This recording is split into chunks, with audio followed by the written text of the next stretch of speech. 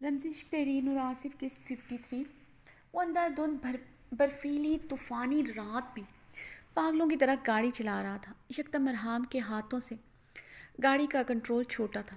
گاڑی سڑک پر پھسلتے چلی گئی۔ سڑک کی ایک طرف گہری کھائی تھی۔ ارحام نے سٹیئرنگ دوسری سائیڈ پر پوری طرح گھماتے ہوئے گاڑی کو اپنے کنٹرول میں کرنے کی کوشش کی۔ گاڑی کو بریک لگانا مشکل تھا۔ سڑک پر گری برف کی وجہ سے گاڑی پھسل رہی تھی۔ ارحام نے پوری جان لگاتے ہوئے سٹیئرنگ کو گھمایا تھا۔ اتنی آسانی سے وہ موت سے شکست نہیں کھا سکتا تھا۔ جب تک حور کے صحیح سلامت ہونے کا یقین نہ ہو جائے اسے موت نہیں آ سکتی تھی۔ ارحام کے دل و دماغ پر صرف اس وقت حور سوار تھی۔ اگر اسے کچھ ہو گیا تو اس کا کیا ہوگا؟ یہ ظالم دنیا تو اسے بھنبور ڈالے گی۔ اس کے سوا کون تھا آخر؟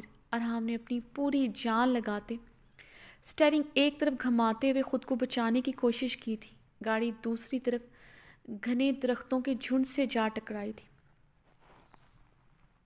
گاڑی بہت زور سے سڑک کے دوسری طرف ٹکرائی جہاں پہاڑ اور درخت تھے۔ گاڑی شدید قسم کا جھٹکا لگنے سے رک گئی تھی۔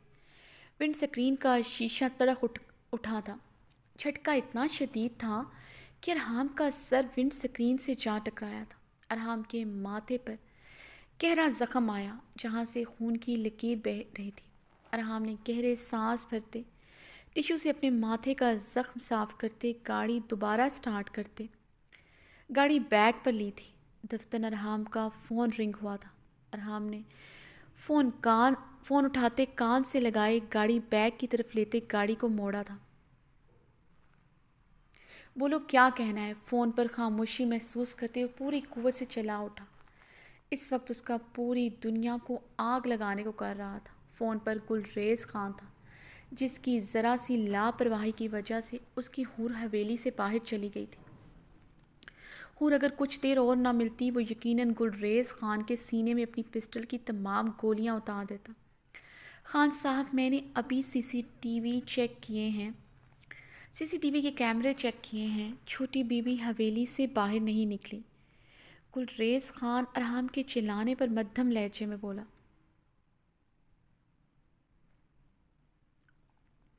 اگر باہر نہیں گئی تو کہاں ہے وہ؟ وہ فون پر اتنی شدت سے گرجا تھا کہ گلریز جیسے سخت قسم کے انسان کو اپنے کان کے پردے پھٹتے محسوس ہوئے۔ وہ خان صاحب وہ گلریز خان بات کرتے کرتے ہچکچایا تھا۔ وہ کچھ ہی گھنٹوں پہلے ارحام خان زادہ کی جنونیت سے واقف ہو چکا تھا۔ وہ جو بتانے والا تھا اس نے کہاں برداشت کرنا تھا۔ جلدی بولو ارحام دھاڑا۔ وہ چھوٹی بی بی حویلی کے پچھلے لان میں بے ہوش پڑی ہے۔ گلریز کی بات پر ارحام نے گاڑی کو یکدم بریک لگائی۔ کیا کہہ رہے ہو تم؟ ارحام سٹیئرنگ پر گرفت مضبوط کرتے تیش و اشتعال سے گرج اٹھا۔ جی چھوٹے خان وہ ادھر بے ہوش پڑی ہیں۔ گلریز خان نے آہستگی سے کہا۔ میں آ رہا ہوں۔ تم میں سے کوئی بھی اس طرف نہ جائے، کوئی بھی اس کے قریب نہ جائے۔ ارحام نے کہتے ہوئے فون بند کرتے گاڑی حویلی کی طرف ڈالی۔ اس پر کوئی نگاہ بھی ڈالے کہاں گوارا تھا۔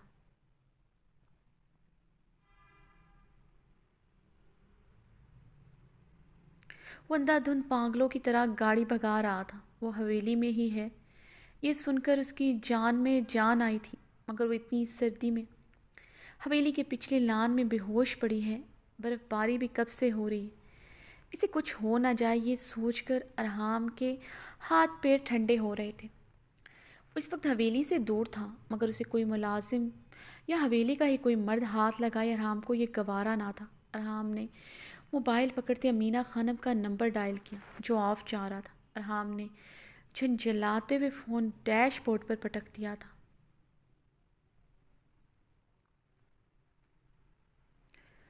ارحام نے گاڑی کی سپیڈ خطرناک حد تک بڑھائی۔ وہ جلد از جلد اس تک پہنچنا چاہتا تھا۔ جو غصہ اور اشتعال حور پر آ رہا تھا اب وہی غصہ اشتعال خود پر آ رہا تھا۔ اس کے دماغ میں کیوں نہیں آیا وہ حویلی میں ہی کہیں ہو سکتی ہے؟ وہ جتنا اس سے ڈرتی تھی اس کی غیر موجودگی میں حویلی سے قدم باہر نکالنے کا سوچ نہیں سکتی تھی کجا کہ وہ اس کی موجودگی میں ایسا قدم اٹھاتی۔ ارحام نے جبڑے بھینچتے ہوئے گاڑی کی سپیڈ اور تیز کی۔ وہ 1.5 گھنٹے کی مسافت 20 منٹ میں طے کر چکا تھا۔ وہ پاگلوں کی طرح ڈرائیو کرتے حویلی پہنچا تھا۔ گاڑی کے ہارن پر گلریز خان نے جلدی سے گیٹ کھولا۔ ارحام گاڑی سے اترتا تیزی سے حویلی کے پچھلے لان کی طرف بھاگا تھا۔ برف کی چادر پر اس کا سیاہ آنچل پڑا اسے دور سے ہی نظر آ گیا تھا۔ وہ لمحوں کے 1000ویں حصے میں اس تک پہنچا۔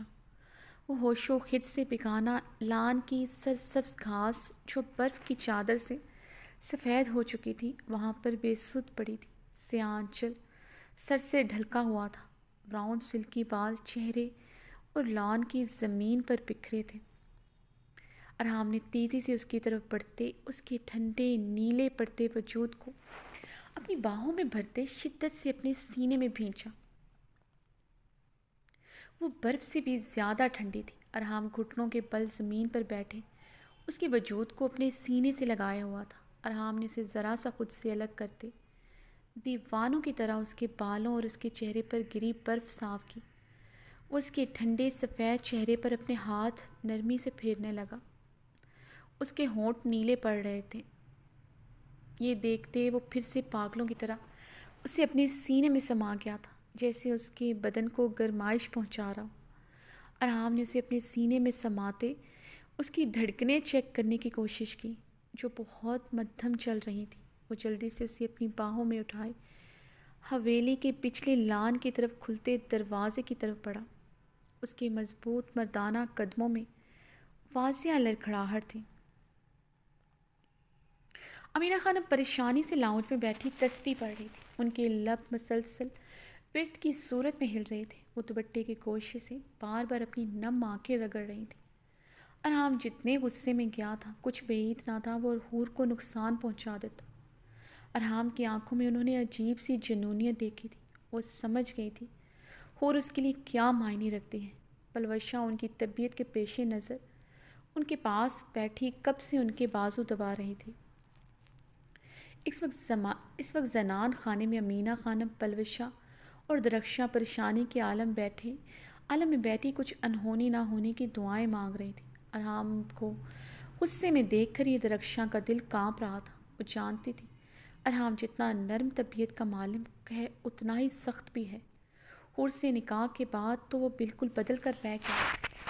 حور کا اس طرح حویلی سے بھاگنا چھوٹی بات نہیں تھی جو ارحام خانزادہ اسے معاف کر دیتا۔ وہ ایک خانزادہ تھا، اپنی عزت پر ایک حرف برداشت نہیں کر سکتا تھا۔ درخشاں تب سے ہی زارو قطار رو رہی تھی۔ وہ حور کی سلامتی کی دعا مانگ رہی تھی۔ ان چند مہینوں میں وہ حور سے بہت محبت کرنے لگی تھی۔ حور بھی اس سے بہت محبت کرتی تھی، اس لیے حور اب شاید اسے خود سے بھی زیادہ عزیز تھی۔ حور حویلی میں نہیں ہے۔ گھر میں ابھی کسی بھی مرد کو خبر نہیں ہو سکی تھی۔ اربد خان، درید خان اور سمیع اللہ مردانے میں بنے کمروں میں سو رہے تھے۔ شہرام اور اسفند اپنے اپنے کمروں میں موجود تھے۔ امینہ خانم نے کسی کو نہیں بتایا تھا۔ وہ جانتی تھی جتنا غصے میں ارحام تھا اگر گھر کے کسی اور مرد کو حور کی گمشدگی کا پتہ چلتا وہ لوگ بھی اسی طرح ری ایکٹ کرتے۔ یہ چھوٹی بات نہیں تھی۔ حویلی کی عورت آدھی رات کو حویلی سے باہر نکل گئی تھی۔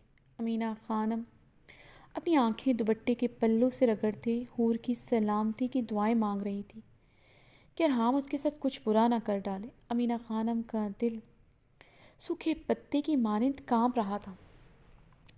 مان ارحام حور کو باہوں میں اٹھائے زنان خانے میں داخل ہوا۔ امینہ خانم جلدی سے صوفے سے اٹھی تھی۔ درخشاں بے تابی سے ارحام کی طرف بڑھی۔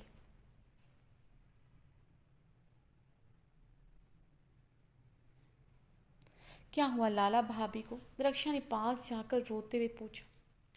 دور رہو حور سے تم۔ ارحام نے اسے آگے بڑھتے دیکھ کر سرخ آنکھوں سے گھورا۔ درخشاں سہمتے ہوئے وہیں پر رک گئی تھی۔ امینہ خانم بھی ارحام کی آنکھوں سے ٹپکتی وحشت دیکھ کر وہیں پر سٹل ہوئی تھی۔ سارا دن تم حور کے ساتھ ہوتے ہو۔ وہ بخار کی حالت میں پچھلے لان کی طرف چلی گئی، تمہیں خبر ہی نہیں ہو سکی۔ آئندہ حور کے قریب بھی مجھے نظر مت آنا۔ دفع ہو جاؤ میری نظروں کے سامنے سے تم۔ درخشاں ارحام کو غصے سے گھبراتے ہوئے اپنے آنسو صاف کرتے نظریں جھکا گئی تھی۔ ارحام درخشاں پر قہر بھری نگاہ ڈالتے اپنے کمرے کی جانب بڑھ گیا۔ ارحام نے کمرے میں داخل ہوتے ہی حور کے نازک مخملی وجود کو بہت نرمی سے بیڈ کے درمیان لٹایا۔ سفید چہرے پر نیلے رنگ کی آمیزش شامل تھی، ہونٹ نیلے پڑ رہے تھے، اس کا بدن بھیگا ہوا تھا۔ ارحام نے اس کے وجود سے چادر علیحدہ کی جو بھیگ چکی تھی۔ حور کے تمام کپڑے ہی تقریباً بھیگ چکے تھے۔ ارحام نے دروازہ بند کرتے کمرے کا سینٹرل ہیٹر آن کیا۔ اس کے بھاری قدموں کا رخ ڈریسنگ روم کی جانب تھا۔ ڈریسنگ روم سے حور کے لیے ایک گرم سوٹ نکال کر لاتے وہ اس بے ہوش وجود کی طرف بڑھا جو اس طرح بے سدھ پڑی اس کی جان نکال رہی تھی۔ ارحام نے بیڈ پر بیٹھتے اسے کمر سے تھامتے اسے اوپر اٹھایا تھا۔ بہت احتیاط اور نرمی سے وہ حور کے کپڑے چینج کر رہا تھا۔ یہ پہلی مرتبہ تھا اسے ایک کانچ کی گڑیا کی مانند چھو رہا تھا، جیسے ذرا سی ٹھیس لگنے سے وہ ٹوٹ ہی نہ جائے۔ وہ بھلا کب کلیوں سے بھی زیادہ اس نازک مرمری وجود کو ایسے چھوتا تھا۔ وہ بے اختیاری میں اس پر جھکتے اس کے چہرے پر اپنے لب رکھ گیا تھا۔ اس کے لب بے قراری سے اس کے ایک ایک نقش پر محو رقص تھے۔ اس کے چہرے پر نرمی سے ہاتھ پھیرتے اس کے چہرے سے بھیگی لٹوں کو نرمی سے پیچھے کیا تھا۔ اس کے بے جان وجود کو پریشانی سے دیکھتے وہ اس کے پاس ہی دراز ہو گیا تھا۔ اس کی کمر میں ہاتھ ڈالتے اس کے بے جان وجود کو شدت سے اپنے سینے میں بھینچتے اپنے اور اس کے اوپر کمبل اچھی طرح اڑایا۔ اس کے سینے کے ساتھ لپٹی کمبل میں چھپ چکی تھی۔ اسے سینے میں بھینچے بہت نرمی سے اس کی کمر سہلانے لگا۔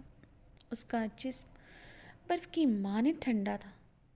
گرم کمبل اور گرم ہیٹر سے کوئی فائدہ نہیں ہوا تھا۔ وہ ویسے ہی بے سدھ پڑی تھی۔ ارحام نے کمبل اس کے چہرے سے ہٹا کر اس کے چہرے کو دیکھا۔ وہ ویسا ہی سفید تھا۔ ہونٹوں کی نیلاہٹ بڑھتی جا رہی تھی۔ ارحام نے اپنی جیکٹ اور ٹی شرٹ اتارتے دور اچھال دی تھی۔ اسے پھر سے اپنے سینے میں بھینچتے اس کے بدن کی ٹھنڈوں کو کم کرنے کی کوشش کر رہا تھا، مگر اس کا وجود برف کی مانند یخ ٹھنڈا تھا، جسے کوئی فرق ہی نہیں پڑ رہا تھا۔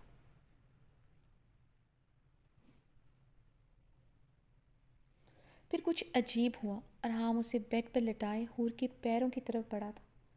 اس کے پیروں کے پاس بیٹھتے ہوئے اس کے پیروں کے تلووں کو رب کرنے لگا۔ ارحام خان زادہ جو اس کے لیے صرف صفاق بے مہر جابر تھا، اب وہ اس لڑکی کے پیروں میں بیٹھا اس کے پیروں کے تلوے رگڑ رہا تھا۔ اس وقت وہ کہیں سے بھی وہ ارحام خان زادہ نہیں لگ رہا تھا جس کے لیے یہ لڑکی صرف اس کی ضرورت یا دل بہلانے کا ذریعہ تھی۔ ارحام خان زادہ کے چہرے پر ایک خوف کی تحریر رقم تھی۔ اس کے خوبرو چہرے پر اسے کھونے کا واضح ڈر تھا۔ وہ کافی دیر تک اس کے پیروں کے تلوے رب کرتا رہا تھا، جانے کتنی دیر تک اسے ایسے گرمائش پہنچاتا رہا، مگر ٹھنڈک جیسے اس کے بدن کا حصہ بن گئی تھی۔ ارحام خان زادہ بے قراری سے اس کی طرف بڑھتے اس کے چہرے کو دیکھنے لگا جو ابھی بھی مردے کی مانند سفید تھا۔ ارحام کے دل کو مٹھی میں جکڑا تھا جیسے کسی نے کب دیکھا تھا اس کا ایسا چہرہ۔ ہمیشہ ہی تو اس کے گال سرخ ہوتے تھے، چاہے اس کی شدتیں نچھاور کرنے پر ہوں یا پھر اس کے ڈانٹنے پر، وہ ہمیشہ سرخ ہوتی تھی۔ ارحام کی کانپتی انگلیاں اس کے ہونٹوں کو سرسرا گئی تھیں۔ ہونٹ ابھی بھی نیلے تھے۔ اس کا بدن یک ٹھنڈا تھا۔ کمن حور آنکھیں کھولو ورنہ جان سے مار ڈالوں گا تمہیں۔ ارحام نے اس کی ہتھیلیاں رب کرتے حلق کے بل چیختے ہوئے کہا۔ اسے مزید ایسے برداشت نہیں کر سکتا تھا۔ حور کے ٹھنڈے وجود کو دیکھتے ارحام خان زادہ کے ہاتھ پیر ٹھنڈے پڑ رہے تھے۔ بیڈ پر پڑی لڑکی کو کھونے کا ڈر اس کے دل میں بڑھتا جا رہا تھا۔ اپنی زندگی میں کبھی کسی لمحے اس نے خود کو اتنا بے بس محسوس نہیں کیا تھا۔ جب گل کو طلاق دی تھی تب بھی اس نے ایسے خود کو بے بس محسوس نہیں کیا تھا۔ فریضے کو تلاش کرتے وقت بھی اتنی بے بسی محسوس نہیں کی تھی جتنی وہ آج محسوس کر رہا تھا۔ کسی قیمتی متاع کو کھونے کا احساس اس کے رگو جاں میں اتر رہا تھا۔ ارحام اب بے قراری سے اس کے چہرے پر جھکا۔ براؤن سنہری بال کمر اور اس کے چہرے کے اطراف میں بکھرے تھے۔ نرم و ملائم شفاف چہرہ، ملکوتی نقوش۔ وہ جتنی حسین تھی اتنی ہی معصوم تھی۔ اس کے ساتھ رہتے اندازہ ہو چکا تھا وہ نہ صرف کمسن تھی، بے حد معصوم بھی تھی۔ ارحام نے ہاتھ بڑھا کر بہت نرمی سے اس کے بال اس کی عارض سے پیچھے کرتے اس کے کان کے پیچھے عرصے اس کے نیلے لبوں پر جھکتے انہیں اپنے لبوں میں قید کر گیا تھا۔ وہ بے قراری سے اس کے لبوں کو اپنی گہری شدت کا نشانہ بنائے ہوئے تھا۔ کیا نہیں تھا اس کی شدت میں؟ ڈر، خوف، غصہ، دیوانگی۔ وہ اپنے اندر اٹھتے اضطراب، غصے، اشتعال کو اس کے نازک لبوں پر اتارتے اس کی سانسوں کو بے رحمانہ طریقے سے گھونٹ گیا تھا۔ اس کی شدت سے نیم بے ہوشی میں سسک کر رہ گئی تھی۔ ارحام اسے سسکتے دیکھتا پیچھے ہوا۔ بہت غلط کیا تم نے حور، بہت غلط کیا۔ تمہیں اس کی بہت سفاک سزا ملے گی۔ یہ زندگی، یہ جان اب تمہاری نہیں، ارحام خان زادہ کی ہے۔ میری ملکیت ہو تم۔ سر کے بالوں سے لے کر پاؤں کے ناخن تک تم پر صرف میرا حق ہے۔ تمہیں تکلیف دینے کا، تمہیں اذیت پہنچانے کا حق بھی صرف ارحام خان زادہ کو ہے۔ تم نے جرت بھی کیسے کی خود کو یوں اذیت دینے کی، خود کو یوں تکلیف دینے کی؟ ارحام اس کے چہرے پر جھکے غرایا تھا۔ ایک مرتبہ ہوش میں آ جاؤ تم سے میں حساب ضرور لوں گا۔ بہت سفاک سزا ملے گی تمہیں۔ میری اجازت کے بغیر تم نے کھلے آسمان کے نیچے قدم کیوں رکھا؟ منع کیا تھا تمہیں کہ تم کھلے آسمان کے نیچے نہیں جاؤ گی۔ ارحام اس کے بے ہوش وجود کو جھنجھوڑتے غصے سے پاگل ہوتے چلایا تھا۔ کہا تھا تم سے، تمہارا اب تک پہاڑوں میں رہنے والوں سے واسطہ نہیں پڑا۔ بتاؤں گا تمہیں ایک خان کی بیوی بننا کیسا ہوتا ہے۔ ان اونچی دیواروں والی حویلی میں سسک سسک کر مر جاؤ گی مگر یہاں سے رہائی ممکن نہیں ہوگی۔ ارحام اس کے نرم و ملائم چہرے پر ہاتھ پھیرتے اس کے کان میں پھنکارا، لیکن اب ایک چیز کا اضافہ کر لو، سمجھ لو میری بات، تمہیں تو اب میں مرنے بھی نہیں دوں گا، تمہاری سانسوں پر بھی صرف میرا حق ہے، صرف میرا۔ تمہیں اب تا عمر میری پناہوں میں رہنا ہوگا، میری جنون، میری شدتیں برداشت کرنی ہوں گی۔ وہ اس کے کان کی لو کو دانتوں سے کاٹتا غرایا، ریموٹ سے کمرے کی لائٹس بجھاتا اس کے اور اپنے درمیان تمام پردے ہٹاتے چلا گیا تھا۔ اس کے لبوں کو اپنے لبوں میں قید کرتے وہ اپنی تمام شدتیں اس میں انڈیلتے چلا گیا۔ بھیگتی رات میں آج بھی ارحام کی شدتیں عروج پر تھیں۔ اس کا ٹھنڈا نازک بے ہوش وجود ارحام کی پناہوں میں آہستہ آہستہ زندگی کی طرف آ رہا تھا۔ اسفندیار بیڈ پر لیٹا الٹا لیٹا گہری نیند سو رہا تھا۔ کمرے میں نیم اندھیرا چھایا تھا۔ کمرے میں ہلکی ہلکی کھٹر پٹر سے اس کی آنکھ کھلی تھی۔ یہ آوازیں اسفندیار خان کی طبیعت پر کافی ناگوار گزری تھی۔ وہ تھوڑی دیر پہلے ہی تو سویا تھا۔ وہ دراز کا چوڑے کثرتی ورزشی جسم کا مالک تھا۔ صوفے پر سونا اس کے لیے کافی مشکل تھا۔ عابیر صبح فجر کی نماز پڑھنے کے لیے اٹھی تو وہ بیڈ پر آ کر سویا تھا۔ اسفند نے مندی مندی آنکھیں کھولتے اپنے موبائل کی اسکرین پر نظریں دوڑائیں جہاں صبح کے 7 بج رہے تھے۔ اسفند نے سیدھے ہوتے کمرے میں نظریں دوڑائیں۔ وہ اپنی موبائل کی ٹارچ آن کیے ڈریسنگ مرر کے سامنے کھڑی تھی۔ سفید یونیفارم پہنے ہوئی تھی، تازہ شاور لیا ہوا تھا، اس لیے سنہری بالوں سے پانی ٹپک ٹپک کر پشت کو بھگو رہا تھا۔ وہ گیلے سنہری الجھے ہوئے بالوں میں بہت بے دردی سے برش کر رہی تھی۔ یہ سب بہت عجلت میں کر رہی تھی، اس لیے شاید وہ عجلت میں گیلے بدن پر ہی یونیفارم پہن آئی تھی۔ اسفند نے محسوس کیا وہ بار بار بیڈ کی طرف بھی نگاہ ڈال رہی تھی۔ اسے سوتا سمجھ کر وہ مطمئن ہوتے پھر سے اپنا کام کرنے لگ جاتی۔ وہ پوری کوشش کر رہی تھی کمرے میں ذرا سا بھی کھٹکا نہ ہو۔ یقیناً وہ اس سے چھپ کر کالج جا رہی تھی۔ اسے جلدی جلدی برش ڈریسنگ ٹیبل پر رکھا تھا۔ وہ ہڑبڑاہٹ میں زمین پر گر گیا۔ ابھی نے سینے پر ہاتھ رکھے گہرے سانس بھرتے پلٹ کر اسفند کی طرف نگاہ کی۔ اسفند اپنی مسکراہٹ دبائے آنکھیں بند کر گیا تھا۔ وہ اطمینان کا سانس خارج کرتے رخ پلٹ گئی تھی اور مرر میں دیکھتے اپنی دھڑکنوں کے مقام پر ہاتھ رکھے گہرے سانس بھر رہی تھی۔ اسفند اسے ایک ٹک دیکھے گیا۔ اس کی نشیب و فراز میں ہلچل اسفند کے دل و دماغ میں طغیانی برپا کر گئی تھی۔ اپنی نکاح کی پہلی رات کا منظر اس کی حواسوں پر چھاتا اسے بے چین کر گیا تھا۔ اس کندن سے سنہری نازک بدن کے پور پور کو وہ اچھی طرح محسوس کر چکا تھا۔ اسفند نے گہری نگاہ اپنی بیوی پر ڈالی تھی، پورے استحقاق سے اس کے سراپے کو گہرائی سے ماپا تھا۔ اس کے سنہری بال جو اب سلجھ چکے تھے اس کی نازک بل کھاتی کمر پر لہرا رہے تھے۔ اسفند مسکراتے ہوئے عابیر کو دیکھ رہا تھا جو موبائل کی ٹارچ کی ذرا سی روشنی میں تیار ہو رہی تھی۔ اسے تو آج پتہ چلا تھا اس کی بہادر بیوی اس سے ڈرتی بھی ہے۔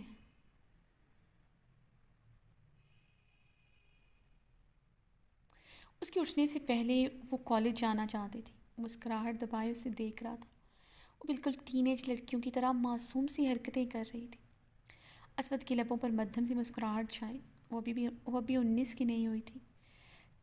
ٹین ایج تو ہی تھی۔ اسود یہ سوچ کر اب گہرا مسکرایا تھا۔ خود پر ڈھیر سارا پرفیوم چھڑکنے کے بعد وہ مرر میں دیکھتے ہوئے اب اپنے لبوں پر لپسٹک لگا رہی تھی۔ اسود اب چونکا تھا۔ وہ کالج جا رہی تھی اور اتنا تیار ہو رہی تھی۔ اسود نے سخت نگاہ اس کے حلیے پر ڈالی۔ پورا یونیفارم پشت سے بھیگا ہوا تھا، جو سینے سے بھی بھیگا ہوا تھا، جس کے باعث اس کے دودیا پشت اور خد و خال بھی قمیض سے عیاں ہو رہے تھے۔ آبی نے سفید دوپٹہ پاس پڑی چیئر سے اٹھاتے سینے پر اچھی طرح پھیلایا۔ اب وہ آنکھوں میں کاجل کی باریک سی تہ لگا رہی تھی۔ اسفند یار خان کا ضبط جواب دے چکا تھا۔ وہ اتنا تیار ہو کر کالج جا رہی تھی، اس کی اتنی تیاری برداشت نہیں ہوئی تھی۔ بے شک وہ گرلز کالج جاتی تھی، مگر اتنی تیاری، اوپر سے میں ہیزل گرے کانچ سی آنکھوں کو اور سجا چکی تھی۔ ان آنکھوں کو بھلا سجانے کی کیا ضرورت تھی؟ وہ ان آنکھوں کو سجا ہوا بالکل نہیں دیکھ سکتا تھا، اور پورا یونیفارم بھیگا ہوا تھا۔ اس کا تمام بدن جھلک رہا تھا، جس کی شاید اسے رتی برابر پرواہ نہیں تھی۔ اسفند بیڈ سے اٹھتا غصے سے اس کی طرف بڑھا۔ وہ مرر میں دیکھتے اپنا موبائل پکڑے رخ پلٹی ہی تھی، اسفند کے چوڑے کشادہ سینے سے آ ٹکرائی۔ اسفند موبائل زمین بوس ہوا تھا۔ اسفند زمین پر گرے ہوئے موبائل کو ایک نظر دیکھتے اس کے قریب ہوا۔ وہ پیچھے کو ہوتے ڈریسنگ میرر کی ٹیبل سے جا لگی۔ وہ اب کاجل لگی ہیزل گرے آنکھوں سے اسے پھٹی پھٹی نگاہوں سے دیکھ رہی تھی۔ کہاں کی تیاری ہے، وہ بھی اتنا سج دھج کر؟ اسفند یار خان نے مزید اس کے قریب ہوتے اس کی ہیزل گرے آنکھوں میں دیکھتے سخت لہجے میں پوچھا۔ سچ دج پر کافی زور دیا تھا۔ کالج جا رہی ہوں، ابھی ڈریسنگ ٹیبل کے ساتھ لگے اسفند یار خان کی آنکھوں میں دیکھتے ہوئے بولی۔ وہ پیچھے کو ہوتی مزید ٹیبل میں سمائی تھی۔ منع کیا تھا تم کالج نہیں جاؤ گی۔ اسے پیچھے کو ہوتے دیکھ کر اسے کمر سے تھامے جھٹکے سے خود کے قریب کر گیا تھا۔ اس کا یوں گریز برتنا پسند نہیں آیا تھا۔ اس کے جھٹکے سے تھامنے پر اس کے سینے میں آن سمائی۔ اس کے بدن سے اٹھتی بھینی روح پرور خوشبو سے پاگل سا ہوا تھا۔ میں نے بھی آپ سے کہا تھا میں کالج ہر حال جاؤں گی۔ عابیر اپنی ہیزل گرے آنکھیں اسفند یار خان کی نیلی آنکھوں میں گاڑتے ہوئے بولے۔ ان نیلی سحر زدہ آنکھوں نے کس طرح اس پر جادو کیا تھا وہی جانتی تھی۔ اسفند یار خان کے بدن سے اٹھتی اسٹرانگ مردانہ خوشبو سے اپنے حواسوں پر طاری ہوتی محسوس ہوئی۔ وہ ایک ٹک اس جادوگر کو دیکھے جا رہی تھی جو اس کا سب کچھ لوٹ کر لے گیا تھا۔ دونوں ایک دوسرے کی آنکھوں میں آنکھیں ڈالے دیکھ رہے تھے۔ عبیر نم زدہ نگاہوں سے اس کی نیلی آنکھوں میں دیکھ رہی تھی۔ وہ شعلہ بار نگاہوں سے اس کی ہیزل گرے آنکھوں میں سجا کاجل دیکھ رہا تھا۔ یہ کاجل اسے ان آنکھوں میں زہر لگ رہا تھا، کیونکہ ان میں کاجل لگانے کے بعد وہ اور قاتلانہ ہو چکی تھی۔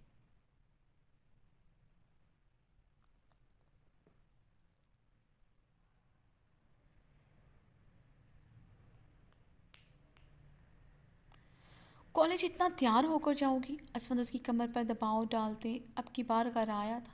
نظریں اب اس کی گلابی لپسٹک سے سجے ہونٹوں پر تھی۔ گرلز کالج ہے، سب لڑکیاں اتنا ہی تیار ہو کر آتی ہیں، عابر نے اب کی بار بھی اس کی آنکھوں میں دیکھتے کہا۔ وہ کم ہی اس کے سامنے اپنی نظریں جھکاتی تھی، ہمیشہ اس کی آنکھوں میں آنکھیں ڈالے باتیں کرتی تھی۔ ابھی بھی وہ بنا پلکیں جھپکائے اس کی آنکھوں میں دیکھ رہی تھی۔ اسفند اس کے یوں دیکھنے پر جھنجھلا گیا تھا۔ عابر کے دل کی دھڑکنیں اسے کانوں میں بجتی سنائی دے رہی تھی۔ اس کے حصار میں اس کے شفاف فارس دب کر انار ہو رہے تھے، مگر وہ اپنی نظریں نہیں جھکا رہی تھی۔ اسفند یار خان کو اس کا اتنا اعتماد زہر لگتا تھا، اور یہ ہیزل گرے کانچ سی آنکھیں تو اسے نکاح کی رات کو بھی سخت زہر لگی تھی، جب اس کے تھپڑ مارنے پر وہ شدت سے بھیگ اٹھی تھی۔ ان میں غم، اضطراب، بے یقینی پھیلی تھی، مگر وہ جھکی نہیں تھی۔ وہ ایسے ہی اس رات بھی اسے ایک ٹک دیکھے جا رہی تھی۔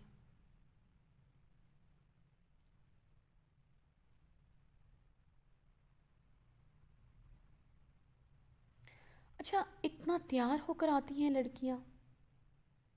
اسفند نے تنزیہ لفظ چباتے ہوئے اس کا دوپٹہ کھینچ کر اتارا۔ عابر نے سرخ ہوتے غصے سے اسفند کو دیکھا تھا۔ مجھے ان شعلہ اگلتی آنکھوں سے دیکھنے کی بجائے ذرا نظریں جھکا کر خود کو دیکھ لو۔ یقیناً یہ آنکھیں شعلے اگلنے کی بجائے شرم سے جھک جائیں گی۔ اسفند نے تنزیہ نگاہ اس کے گیلے بدن پر ڈالتے اس کا رخ موڑے اسے ڈریسنگ مرر کے سامنے کیا، ساتھ ہی پاس لگے سوئچ بورڈ کی طرف ہاتھ بڑھا کر لائٹ آن کی۔ کمرے میں پھیلی دودھیا تیز روشنی میں عابر کا کندن سا سراپا ڈریسنگ مرر کے سامنے دمک اٹھا تھا۔ عابر ڈریسنگ مرر میں خود کے سراپے پر نگاہ ڈالتے اب کی بار نظریں جھکا گئی تھی۔ بھیگے یونیفارم میں سب کچھ تو یہاں تھا، اوپر سے اسفند یار جن نگاہوں سے اسے گھور رہا تھا، اس کے شفاف فارس مزید تہکتا تندور بنے تھے۔ پلکوں کی گھنی جھالر اب سرخ عارض پر سجدہ ریز تھی۔ اپنے گھنے سنہری لمبے بالوں کو بنا خشک کیے اس نے یونیفارم زیب تن کیا تھا۔ گیلے بالوں سے ٹپکتا پانی اسے اچھا خاصا بھگو چکا تھا۔ وہ اپنی بیگ پر کھڑے اسفند یار کو دیکھتے وہاں سے کتراتے ہوئے جانے لگے۔ اس کی راہ میں حمائل ہوتے اس کی راہ فرار کے تمام راستے مسدود کر چکا تھا۔ مجھے تمہارے کالج جانے پر کوئی اعتراض نہیں ہے، تمہیں کالج کے ساتھ اپنی ذمہ داریاں بھی نبھانی ہیں، ان میں کوتاہی میں برداشت نہیں کر سکتا۔ سب سے بڑھ کر مجھے مورے کی طرف سے تمہاری کوئی شکایت نہیں ملنی چاہیے۔ انہیں آگے تم سے بہت شکایات ہیں، آج سے ان کا ہر کام تمہارے ذمہ ہے۔ کوشش کرو انہیں تم خوش رکھ سکو۔ بابری کے جانے کے بعد وہ تلخ ہو چکی ہیں، تمہارے ساتھ ان کا تلخ ہونا جائز بھی ہے۔ انہوں نے اپنا بیٹا اور میں نے اپنا بھائی کھویا ہے، اور تمہیں دیکھنے کے بعد کھونے کا یہ احساس زیادہ بڑھ جاتا ہے۔ اسفند اس کی ہیزل گرے آنکھوں میں اپنی سرد آنکھیں گاڑے مخاطب تھا۔ یکدم بابری کا چہرہ نظروں میں سمایا تھا۔ اسفند یار خان کی نیلی آنکھیں سرخ ہوئیں۔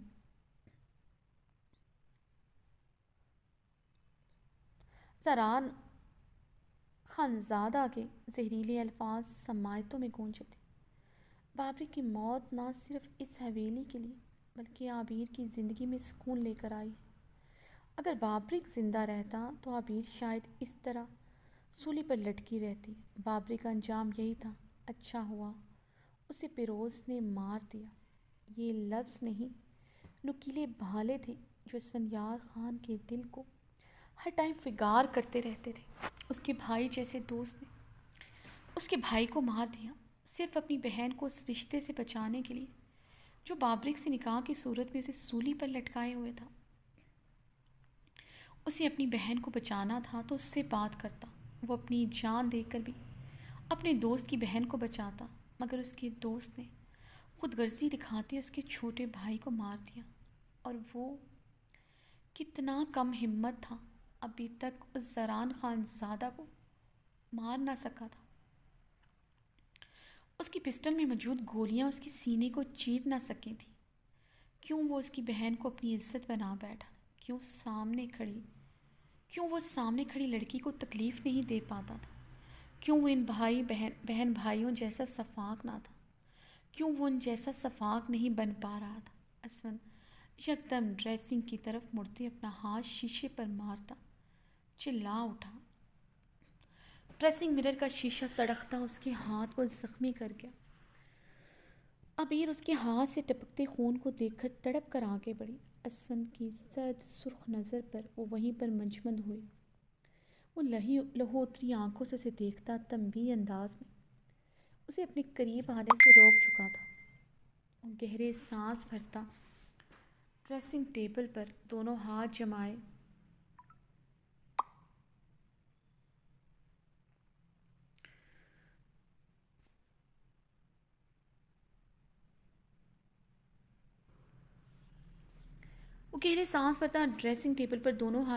تھوڑا سا جھکتے اپنا غصہ کنٹرول کرنے کی کوشش کر رہا تھا جو اسے اپنی پاس کھڑی لڑکی پر آ رہا تھا۔ کچھ بعید نہ تھا، وہ اسے تہس نہس کر کے رکھ دیتا۔ جاؤ تم یہاں سے، اسفند نے مرر میں دیکھتے سخت لہجے میں عابیر کو حکم دیا۔ اسی پل سود و ضیاع کا حساب کچھ بعید نہ تھا، وہ اسے تہس نہس کر کے رکھ دیتا۔ جاؤ تم یہاں سے، اسفند نے مرر میں دیکھتے سخت لہجے میں عابیر کو حکم دیا۔ اسی پل سود و ضیاع کا حساب بہت بڑھ گیا تھا۔ نظروں کے سامنے اس کے بھائی کی خون میں لت پت لاش پڑی تھی جیسے۔ عبیر اسفند یار خان کے زخمی ہاتھ کو نم زدہ نگاہوں سے دیکھ رہی تھی۔ جاؤ یہاں سے، اس سے پہلے میں اپنے اندر کا چھپا درد، اپنی بے بسی تمہارے وجود پر اتار دوں۔ چلی جاؤ یہاں سے، اسفند مرر میں نظر آتے اس کے عکس کو دیکھتے بےحد مدھم لہجے میں بولا۔ عابیر نے بمشکل ہی اس کے لفظ سنے تھے۔ عابیر اس کی بات سنی انسنی کرتے دھیمے قدموں سے اس کی طرف بڑھی، اسے چھوڑ کر نہیں جا سکتی تھی۔ جاؤ یہاں سے، تم نے سنا نہیں؟ اسفند سیدھا ہوتے حلق کے بل چلایا۔ عابیر اس کے چلانے اور اس کی آنکھوں سے ٹپکتی خون کی لالیں دیکھ کر جی جان سے لرز اٹھی۔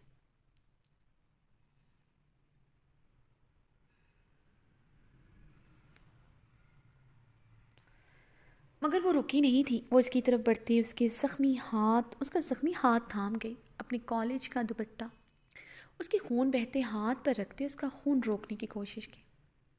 اس کی ہیزل گرے آنکھوں میں آنسو لڑیوں کی صورت میں بہہ رہے تھے۔ وہ اس کا زخمی ہاتھ دیکھتے اپنی گلابی لب کاٹتے اپنے آنسو روکنے کی ناکام سعی کر رہی تھی۔ کیوں یہ ناٹک کر رہی ہو؟ جیسے تمہیں میری تکلیف پر بہت تکلیف ہو رہی ہے۔ بھولو مت، تم مجھے نکاح کی رات کو بہت بے دردی سے چاقو مار چکے ہو۔ تم اور تمہارا بھائی صرف صفاقی بھر سکتے ہیں، اس لیے یہ ڈرامہ مت کرو میرے سامنے۔ اسفند عابیر کے چہرے پر تڑپ دیکھ کر استہزائیہ مسکرایا تھا، اپنا ہاتھ اس کے نازک ہاتھ سے کھینچتے اس کا سرخ دوپٹہ دور اچھال چکا تھا۔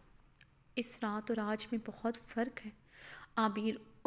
آج میں بہت فرق ہے عابیر اس کی نیلی آنکھوں میں دیکھتے شبنمی لہجے میں سسکاری برتے بولی۔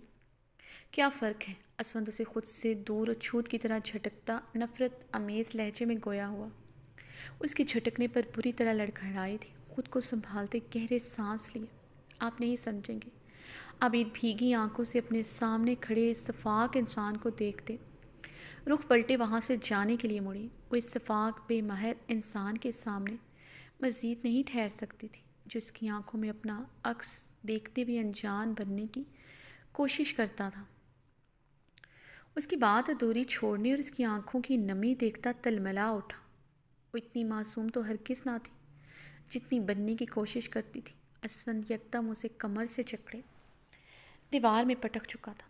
اسفند نے اسے اتنی بے دردی سے دیوار میں پٹکا تھا کہ اس کی کمر میں شدید درد نے سرایت کیا تھا، جسے وہ لب کچلتے برداشت کر گئی تھی، مگر آنکھیں اس کے دیے ہوئے درد سے شدت گریہ سے گلابی ہوتے چھلکنے کو بے تاب تھیں۔ میں سب سمجھتا ہوں، تمہیں لگتا ہے تم اپنی معصومیت سے، اپنی خوبصورتی سے، اپنے ان جھوٹے آنسوؤں سے میری محبت، میری قربت حاصل کر پاؤں گی۔ تمہارا بھائی تمہیں تا عمر سولی پر لٹکانے سے بچانا چاہتا تھا۔ اب میں تمہیں لٹکاؤں گا سولی پر، انتظار کی سولی پر۔ اس کی بھیگی آنکھوں میں دیکھتا صفاقی سے مسکرایا۔ شوہر کے ہوتے ہوئے بھی بیوگی کی زندگی گزارو گی؟ یہ وعدہ ہے میرا تم سے، تمہیں اور تمہارے صفاق بھائی کو کبھی معاف نہیں کروں گا۔ اسفند اس کی دونوں اطراف میں ہاتھ جماتے کر رہا آیا۔ صفاق میں اور میرا بھائی نہیں بلکہ آپ ہیں، اور آپ کا وہ بھائی تھا جو ظالم اور درندہ تھا۔ عابر اسفند کی بات پر زخمی پرندے کی مانند پھڑپڑا اٹھی تھی۔ عابر، خبردار میرے بھائی کے خلاف ایک لفظ بھی کہا، زبان کھینچ ڈالوں گا۔ اسفند عابر کے اطراف میں مکہ مارتے دھاڑا، کھینچ ڈالیں پھر میری زبان حلق سے، کیونکہ آپ کے بھائی کی سچائی آپ برداشت نہیں کریں گے۔ وہ ایک قاتل تھا، وہ ریپسٹ تھا جسے اچھا کیا میرے بھائی نے مار دیا۔ عابر وہ پوری قوت سے اپنے بھاری ہاتھ کا نشان اس کے شفاف عارض پر چھوڑ چکا تھا۔ بھاری تھپڑ کی گونج سے کمرے کے در و دیوار لرز اٹھے تھے۔ عابر کا نازک ہونٹ اس کے بھاری ہاتھ کی شدت سے زخمی ہو چکا تھا۔ نازک گلابی گال پر اس کی انگلیاں بے رحمی سے گہری چھاپ چھوڑ چکی تھی۔ تھپڑ اتنا شدید تھا کہ عابر کو اپنا سر چکراتا ہوا محسوس ہوا۔ آنکھوں کے آگے اندھیرا سا چھاتا محسوس ہوا۔ اس کی غیر ہوتی حالت اسفندیار نے بھی محسوس کی تھی۔ وہ اپنی بند آنکھیں کھولتے گہرے سانس بھرتے بھیگی نگاہوں سے اسفند کو دیکھ رہی تھی۔ اسفند اس کی حالت دیکھتا لب بھیجے اپنی مٹھی دبوچ گیا تھا۔ عابر کے نازک سوجے ہوئے گال کو دیکھتے اس کا ہاتھ بے اختیار اس کے زخمی ہونٹ کے کنارے پر آن ٹھہرا جہاں سے خون رس رہا تھا۔ عابر اس کا ہاتھ جھٹکتے اسے دونوں ہاتھوں سے دور دھکیلتی ڈریسنگ روم کی جانب بڑھ گئی تھی۔ وہ کافی دیر تک وہیں پر پتھر بنا کھڑا رہا تھا، نظریں بے اختیار ڈریسنگ روم کے بند دروازے کی طرف اٹھی تھی۔ اسفند نے پوری قوت سے اپنا زخمی الٹا ہاتھ دیوار پر دے مارا۔ خون کی چھینٹیں اڑتے ہوئے اسفند کے چہرے پر اڑی تھیں، جنہیں وہ اپنے ہاتھ سے صاف کرتا دھاڑ سے کمرے کا دروازہ کھولتے باہر نکل گیا تھا۔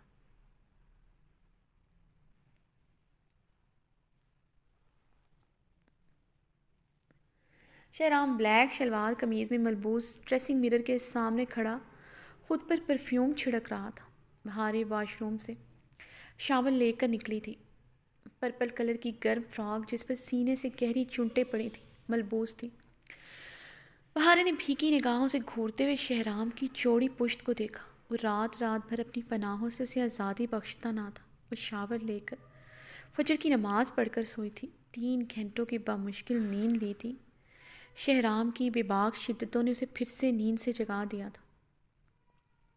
بہارے نے جلتی بھیگی آنکھوں سے مرر میں نظر آتے شہرام کے عکس کو دیکھا۔ سرخ و سفید رنگت، تیکھی ستواں اٹھی ہوئی ناک، انابی لب جس پر تراشیدہ مونچھیں، اس میں کوئی شک نہیں تھا وہ مردانہ وجاہت کا اعلیٰ شاہکار تھا، مگر اس کی ساری خوبیوں کے آگے اس کا ان پڑھ ہونا بہارے کو اس کی طرف بڑھنے ہی نہ دیتا تھا۔ اسے شدت سے خواہش تھی اس کا ہمسفر پڑھا لکھا ہو، کسی اعلیٰ پوسٹ پر ہو۔ شہرام اعلیٰ پوسٹ پر نہ صحیح، کاش پرائیویٹ ہی BA کر لیتا۔ میٹرک کیا، وہ بھی C گریڈ سے۔ بہارے کی آنکھیں جلنے لگی تھیں۔ وہ کبھی اس انسان کو دل سے نہیں اپنا سکتی تھی۔ وہ سارا دن ڈیرے اور حویلی پر گزارنے والے ایک ان پڑھ دیہاتی اجڑ گنوار مرد کی طرح تھا جسے اپنے باپ دادا کی کمائیوں پر عیش کرنے کا عزم تھا۔ فارغ وقت میں اسے صرف اپنی بیوی کے جسم سے مطلب تھا۔ اس کے پاس شاید اس کے علاوہ کوئی کام ہی نہیں تھا۔ سارا دن تو وہ اسے کمرے میں محصور کر کے رکھتا تھا۔ بہارے نے اپنی بھیگی آنکھیں بے دردی سے رگڑیں۔ وہ شہرام کی پشت کو گھورتے ہوئے اپنا دوپٹہ اچھی طرح سر پر اوڑھتے ہوئے کمرے کے دروازے کی طرف بڑھی۔ دفتن شہرام خانزادہ اپنی بیوی کو باہر جاتا دیکھ کر اس کی طرف بڑھتے اسے کلائی سے کھینچتا اپنی باہوں میں قید کر جو۔ کہاں جا رہی ہو؟ شہرام نے اس کا دوپٹہ اس کے وجود سے علیحدہ کرتے اس کی بھیگی زلفوں پر اپنے لب رکھتے اس کی گردن میں اپنا منہ چھپایا۔ تمہارے بدن کی خوشبو مجھے پاگل کر دے گی۔ رات بھر یہ مہک مجھے سونے نہیں دیتی۔ شہرام اس کی گردن پر اپنے لب رکھتے مدہوش ہوا۔ شہرام مجھے جانے دو، مورے سب ناشتے پر انتظار کر رہے ہوں گے۔ بہارے روحان سے ہوئی تھی۔ شہرام کو خود سے دور جھٹکنے کا مطلب تھا اس کی شدت مزید سہنا۔ وہ اس کے ساتھ بہت نرمی برتتا تھا۔ بہت محبت سے اس کے پور پور پر اپنی شدتیں چھوڑتا تھا، مگر اس کی مزاحمت پر وہ جنونی ہو جاتا تھا۔ وہ اس کی نرمی برداشت کرنے کی مجاز نہ تھی، کجا کہ اس کی سختی برداشت کرتی۔ سب کی فکر چھوڑو، صرف اپنے مجازی خدا کی فکر کیا کرو، جنت ملے گی میری نازک بہارے۔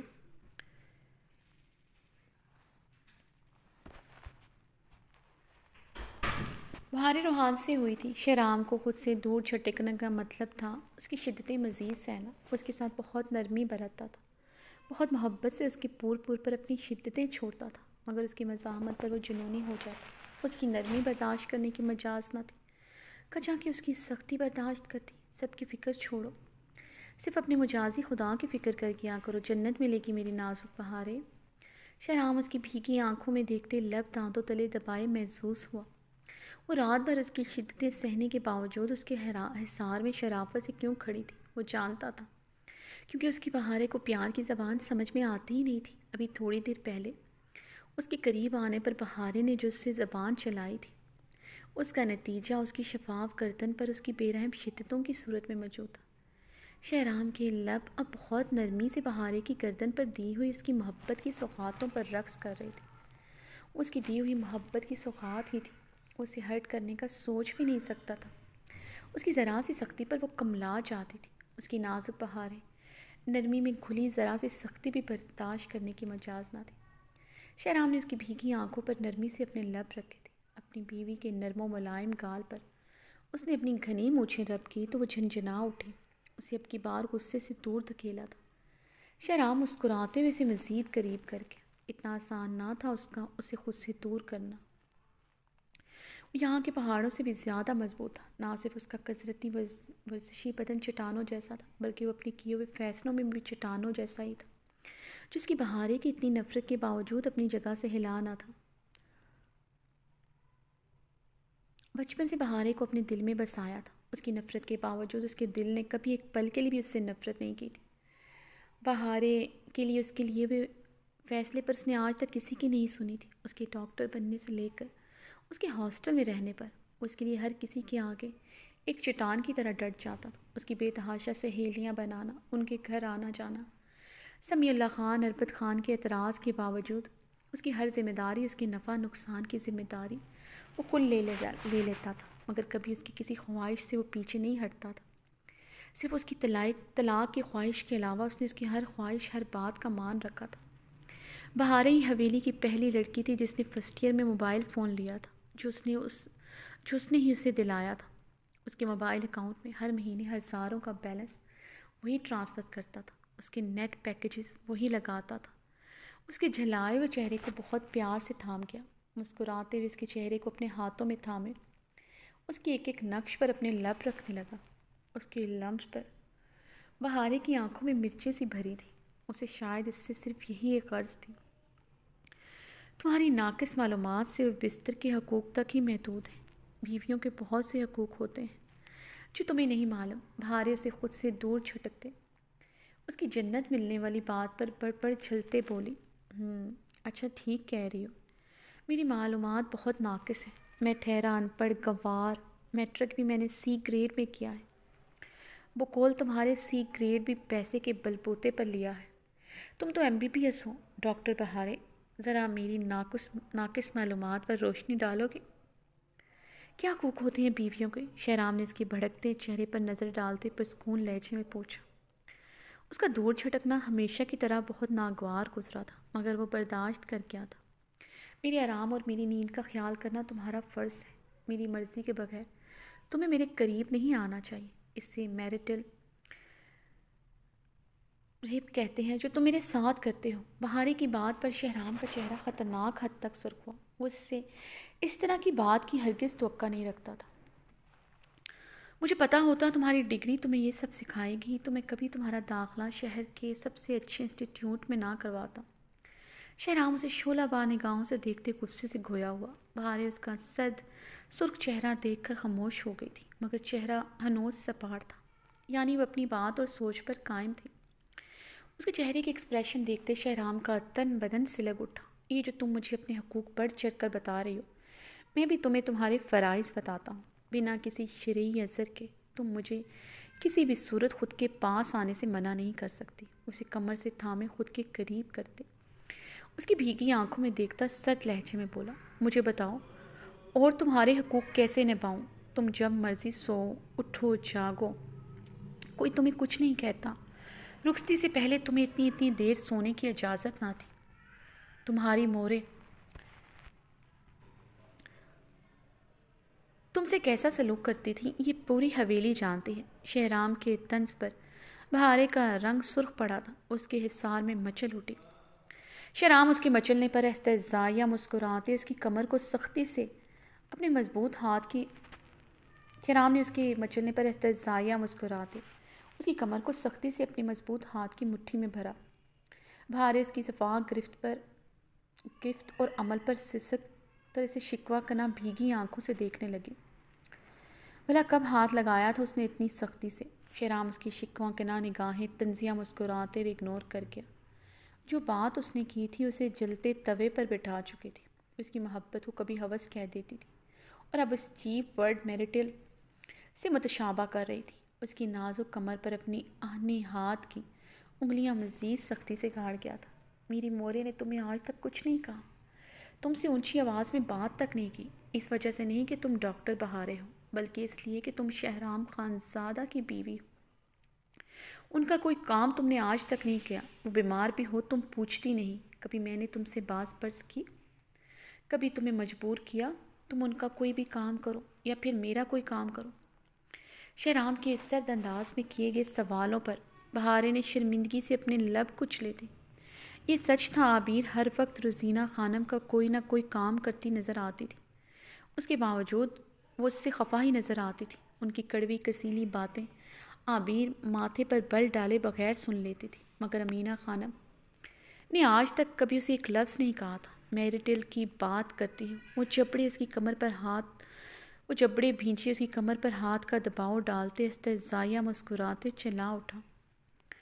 کل تک تمہارے قریب آنا میری ہوس تھی، آج یہ نیا لفظ نکال کر لے آئی ہو۔ تم میریٹل جیسا لفظ اس رشتے میں لا کر اس رشتے کی حرمت کی تذلیل کر رہی ہو۔ جانتی بھی ہو ڈاکٹر بہارے، مجھے بے حد افسوس ہو رہا ہے تمہیں ڈاکٹر بنانے پر۔ شہرام نے طنزیہ ایک لفظ چباتے اسے شعلہ بار سرد نگاہوں سے گورا۔ تم نے میرا داخلہ نہیں کروایا، سمجھے؟ میرے لالا نے یہ سب کروایا تھا، تم ہر چیز کا کریڈٹ نہیں لے سکتے۔ بہارے اس کی باتوں پر چٹکتے ہوئے بولی، ٹھیک کہہ رہی ہو، میں نے کچھ نہیں کیا۔ افسوس اس بات کا نہیں میں نے کچھ نہیں کیا، بلکہ افسوس اس بات کا ہے کاش میں کچھ نہ کرتا۔ شہرام اس کی بات پر اپنے لب بھینچتے بولا۔ بہارے کی آنکھوں سے گرم سیال رواں جاری ہوا تھا۔ شہرام کی وہ اتنی ہی سختی، اتنا ہی طنز برداشت کر سکتی تھی۔ چھوڑو مجھے، جانے دو۔ بہارے نے روتے ہوئے اس کی گردن میں اپنے ناخن مارے۔ شہرام اسے ابھی بھی کمر سے تھامے خود کے قریب کیے ہوئے تھا۔ بہارے کے اس طرح رونے پر اس نے اپنے غصے پر کنٹرول کیا۔ وہ بدتمیز خود سر تھی، وہ جانتا تھا اس کے معاملے میں بے حس بھی تھی۔ بہارے کے اس ایٹیٹیوڈ کی وجہ اس کا بے انتہا نخرے اٹھانا تھا۔ وہ یہ اچھی طرح سمجھتا تھا، وہ چاہتا تو اس پر سختی کر کے اسے تیر کی طرح سیدھا کر سکتا تھا۔ اپنی ہی بیوی پر سختی کرنا، اسے ڈرانا دھمکانا اس کی فطرت نہیں تھی۔ وہ بھی ایک عورت پر وہ سختی نہیں کر سکتا تھا جسے خدا نے اس کے معاملے میں نازک اور کمزور بنایا تھا، اسے اس کی سپردگی میں دیا تھا۔ اس کی اکڑ منٹوں میں توڑ سکتا تھا، لمحوں میں اسے اپنے قدموں میں جھکا سکتا تھا۔ اسے ڈرا دھمکا کر اس پہ سختی کر کے اس کی فرما برداری نہیں چاہتا تھا۔ محبت عزت تو دل سے کی جاتی ہے۔ اسے بہارے کی وہ سچی اور دیوانگی سی بھری محبت چاہیے تھی جو وہ اس سے کرتا تھا۔ وہ بند کمرے میں اس کے لاڑ تو اٹھا سکتا تھا، مگر وہ بہارے کے معاملے میں کبھی لاپرواہی نہیں دکھا سکتا تھا، اسے اگنور نہیں کر سکتا تھا۔ اسے لاپرواہی برتنا اس کے بس میں تھا ہی نہیں۔ ابھی بھی اس کا رونا اسے نرم کر چکا تھا۔ کیا ہوا ہے، کیوں رو رہی ہو اتنا؟ اسے ہچکیوں کے ساتھ روتے دیکھ کر شہرام نے نرمی سے پوچھا۔ وہ یکدم اس کے سینے کے ساتھ لگی اس کی شرٹ مٹھیوں میں دو بوچھے زاروں کے تار رونے لگی۔ میں ایسے تمہاری بیوی بن کر اس حویلی میں، اس بند کمرے میں نہیں گزار سکتی۔ کیا فائدہ شہرام میرے اتنے پڑھ لکھنے کا؟ تم نے یہ رخصتی کروا کر میرے پر کاٹ دیے۔ مجھے لگتا ہے میرا وجود صرف تمہارے لیے دل بہلانے کا ذریعہ ہے۔ میں مر جاؤں گی ایسے، میں تمہاری بیوی بن کر نہیں رہ سکتی۔ میں مر جاؤں گی شہرام، بہارے اس کے سینے کے ساتھ لگی ہزیانی روتے ہوئے بول رہی تھی۔ وہ اس کی بات پر سب سے اپنی مٹھیاں بھیج گیا تھا۔ اس کے ساتھ لپٹے ہچکیوں سے ہزیانی کیفیت میں رو رہی تھی۔ اسے یوں روتا دیکھ کر ہمیشہ کی طرح خود پر قابو پا گیا تھا، مگر اس کے لفظ ہمیشہ کی طرح اس کے دل کو فگار کر گئے تھے۔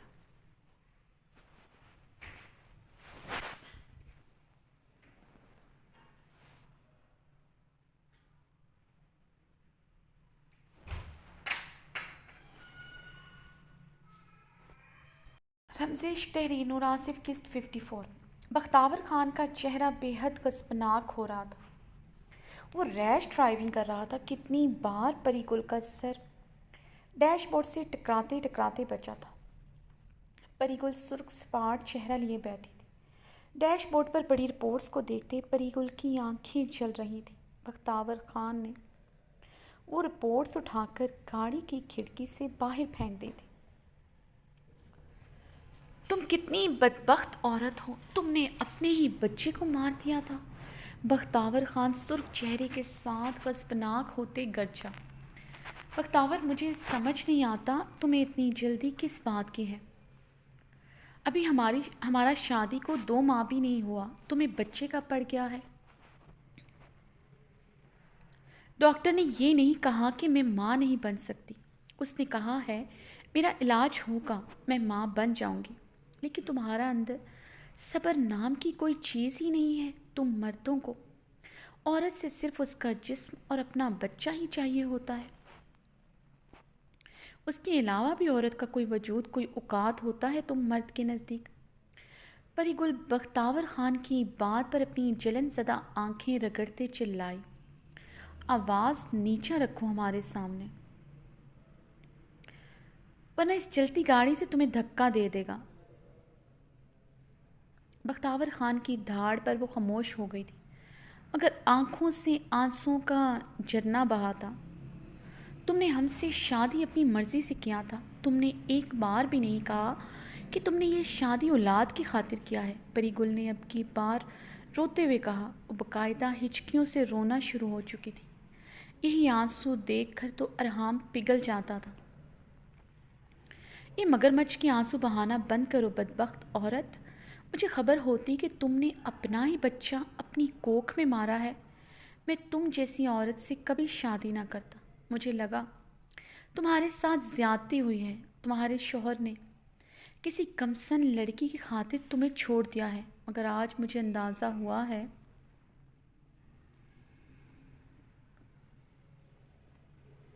غلطی اس کا نہیں، غلطی تمہارا تھا۔ جو عورت اپنا بچہ مار دے وہ مظلوم کبھی نہیں ہو سکتی۔ بختاور نے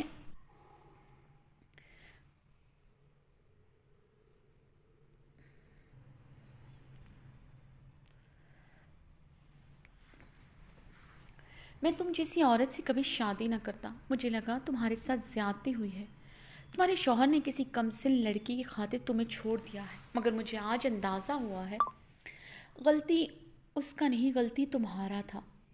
جو عورت اپنا بچہ مار دے وہ مظلوم کبھی نہیں ہو سکتی۔ بختاور خان نے اس پر ملامتی قہر بھری نظر ڈالی۔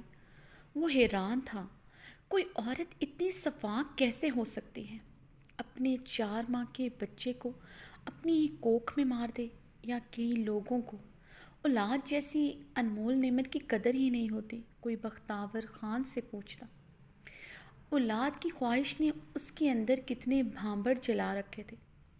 بختاور خان نے گرب سے اپنی آنکھیں میچتے اپنی آنکھوں کی سرخی کم کرنے کی کوشش کی تھی۔ وہ بچہ میرا تھا، اس کو میں نے مار دیا، تم کون ہوتا ہے یہ سب کہنے والا؟ پری گل بختاور خان کے منہ سے یہ سب برداشت نہیں کر سکی تھی، اس لیے کافی درستگی سے پٹ سے جواب دیا۔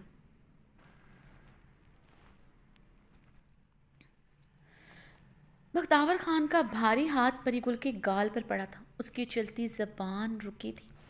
وہ آنکھیں پھاڑے بختاور خان کو دیکھ رہی تھی جس نے اتنی سی بات پر اس پر ہاتھ اٹھا دیا تھا۔ تم جیسا عورت سے شادی کرنا ہمارا سب سے بڑا غلطی تھا، ہم نے یہ شادی تم سے صرف بچے کے لیے کیا تھا، دو دو شادیاں کی ہم نے، مگر ہمارا اولاد نہیں ہو سکا۔ ڈاکٹر کے مطابق ہم بالکل صحت مند ہیں، ہمارا دونوں بیویاں ماں نہیں بن سکتا، دونوں کنوارا بھی تھا۔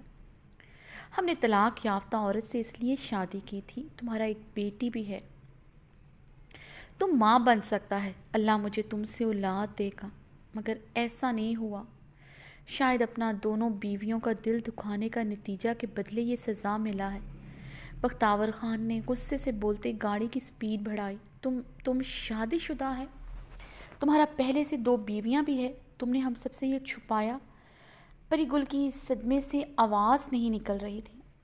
میں نے کسی سے کچھ نہیں چھپایا، شاہ نواز خان کو سب پتہ ہے، اسے ہم نے تم سے شادی سے پہلے سب کھل کر بتا دیا تھا، یہ سوال تم اپنے بھائی سے کرنا۔ بختیور سرد سپاٹ لہجے میں بولا۔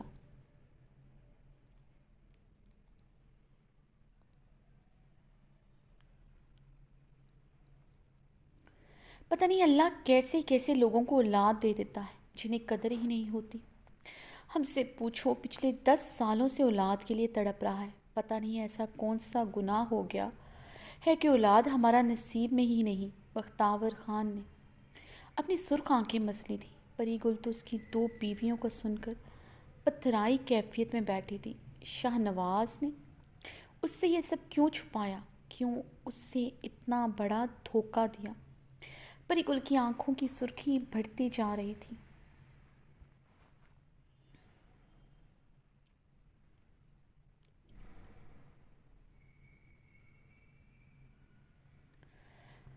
بختیور خان کی گاڑی بہت بڑی حویلی کے گیٹ میں داخل ہوئی تھی۔ گاڑی کار پورچ میں رکی تو وہ گاڑی سے اتر کر تیز تیز قدم اٹھاتا اندر داخل ہو گیا تھا۔ پری گل آہستگی سے چلتے بختیور خان کی تقلید میں اندر داخل ہوئی۔ ریحانہ خانم اپنا بھاری بھرکم وجود صوفے سنبھالتے صوفے سے اٹھتے بختیور خان کی طرف بے تابی سے بڑھی۔ کیا کہا ڈاکٹر نے؟ ریحانہ بیگم نے بے قراری سے پوچھا۔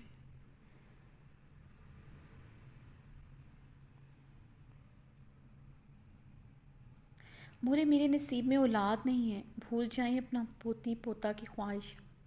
بختیور خان پری گل پر کاٹدار نظر ڈالتا بولا، کیا کہہ رہے تم؟ یہ کیسی باتیں کر رہے بختیور تم؟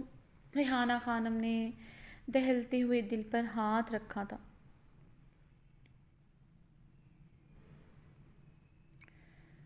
ٹھیک کہہ رہے ہم مورے، بھول جاؤ اس عورت سے ہم کو کبھی اولاد ہوگا۔ پری گل بانجھ ہے، وہ صفاقی سے بولتا تیز تیز قدم اٹھاتا مردانے کی طرف بڑھ گیا تھا۔ ریحانہ خانم دل پر ہاتھ رکھے اونچی اونچی آواز میں بیان کرنے لگی تھی۔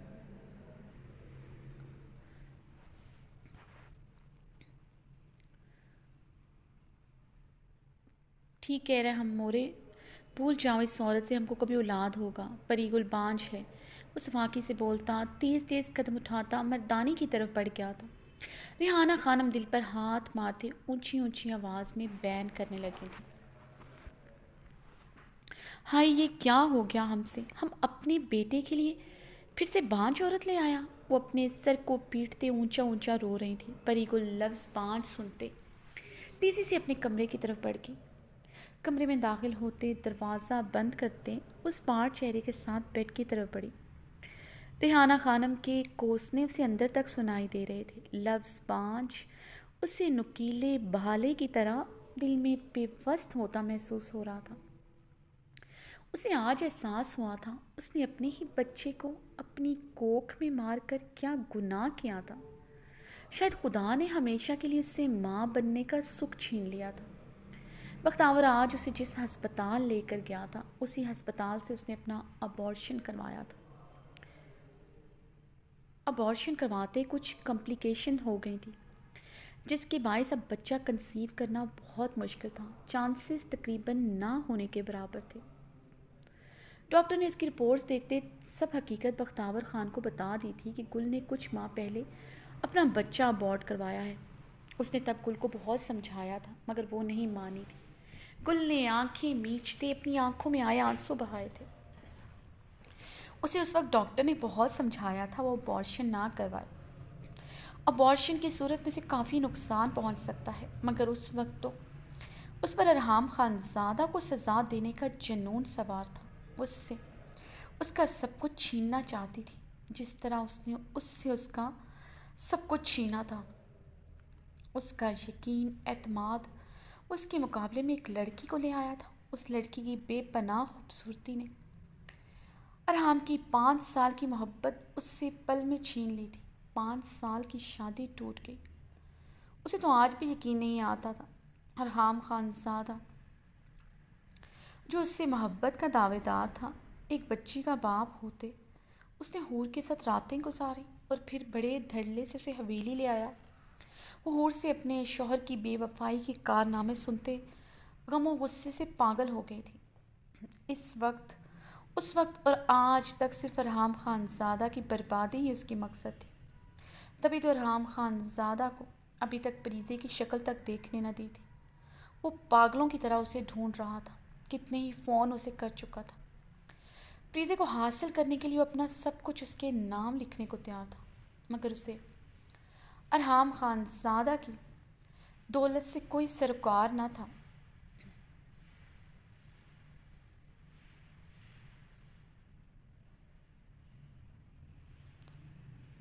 اسے تو اس لڑکی کو اس کی زندگی سے نکالنا تھا جس نے اس سے اس کا شوہر چھینا تھا۔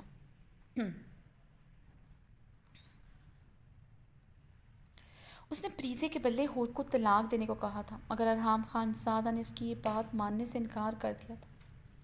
وہ تو اس کا مطالبہ سن کر فون پر غم و غصے سے پاگل ہو گیا تھا، اور ارحام کے انکار پر مزید غصے اشتعال کا شکار ہو گئی تھی۔ وہ کیوں اسے چھوڑ نہیں سکتا؟ اسے تو بھرے جرگے میں طلاق دے دی تھی، پھر اسے کیوں نہیں چھوڑ سکتا تھا وہ؟ اس کی خوبصورتی، اس کی جوانی ارحام خان زادہ کی پیروں کی زنجیر تھی۔ شاید مرد سے بڑا بے وفا کوئی نہیں ہوتا۔ عورت کی خوبصورتی، اس کی جوانی ہی تو اس کی وفا ہوتی ہے۔ گل یہ سوچتے استہزائیہ ہنسی تھی۔ وہ آج بھی ارحام خان زادہ کی بے وفائی سے اندر تک سلگ رہی تھی۔ ارحام کو تڑپانے کے لیے اس نے بختیور خان سے شادی کی تھی۔ اس کے باپ حاکم خان نے اسے جلد بازی میں یہ شادی کرنے سے منع کیا تھا، اسے سمجھایا تھا وہ اتنی جلدی شادی نہ کرے، مگر اس وقت تو اس پر جنون سوار تھا۔ ارحام کو تڑپانا چاہتی تھی۔ بختیور خان جس کی کتنی ہی جائیداد، بڑی بڑی حویلیاں، بہت سے مربے تھے، اپنے علاقے میں وہ سردار تھا۔ پورا قبیلہ اس کے سامنے اپنی نظریں جھکاتا تھا۔ ارحام خان زادہ کے مقابل کا ہی انسان اس نے اپنے لیے چنا تھا۔ ارحام خان زادہ نے اسے ٹکرایا تھا، بدلے میں گاؤں کی سرداری، ہر چیز سے اسے ہاتھ دھونا پڑا۔ اس کی عزت تک نہ رہی تھی۔ اپنی برادری میں وہ اس حور کی وجہ سے نظریں اٹھانے کے قابل نہ رہا تھا۔ بختیور خان جس کی اپنی برادری، اپنے گاؤں میں ساکھ تھی، عزت تھی، روب تھا، اس نے اپنے تئیں بڑا نفع مند سودا کیا تھا، نفع بخش سودا کیا تھا، مگر آج پتہ چلا وہ انجانے میں گھاٹے کا سودا کر چکی ہے۔ بختیور خان نے اس سے نکاح صرف اولاد کے حصول کے لیے کیا تھا۔ اسے اس کے وجود سے کوئی دلچسپی نہ تھی، اور وہ پہلے سے شادی شدہ تھا، وہ بھی 2 شادیاں کر رکھی ہیں۔ شاہ نواز اس کے لیے یہ رشتہ لایا تھا، اس نے ہی اسے اکسایا تھا یہ شادی کرنے کو۔ اس نے ایسا کیوں کیا؟ بختیور کا سچ اس سے کیوں چھپایا؟ بختیور شادی شدہ ہے۔ پری گل اب پھوٹ پھوٹ کر رونا شروع ہو چکی تھی۔ اس کے بھائی نے اسے دھوکہ کیوں دیا؟ اس سے یہ غم برداشت نہیں ہو رہا تھا۔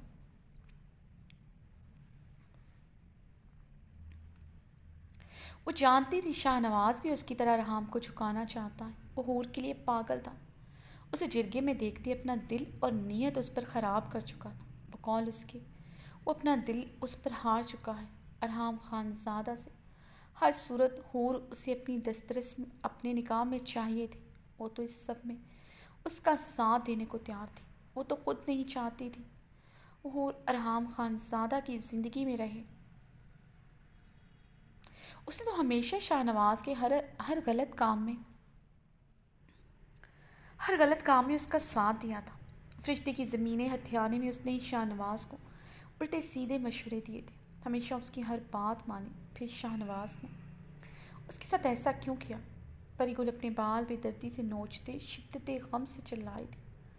باہر سے ریحانہ خانم کے بانجھ ہونے کے کوسنے اسے ابھی تک سنائی دے رہے تھے. اس نے بڑھ بڑھ جلتے اپنے کانوں پر ہاتھ رکھا.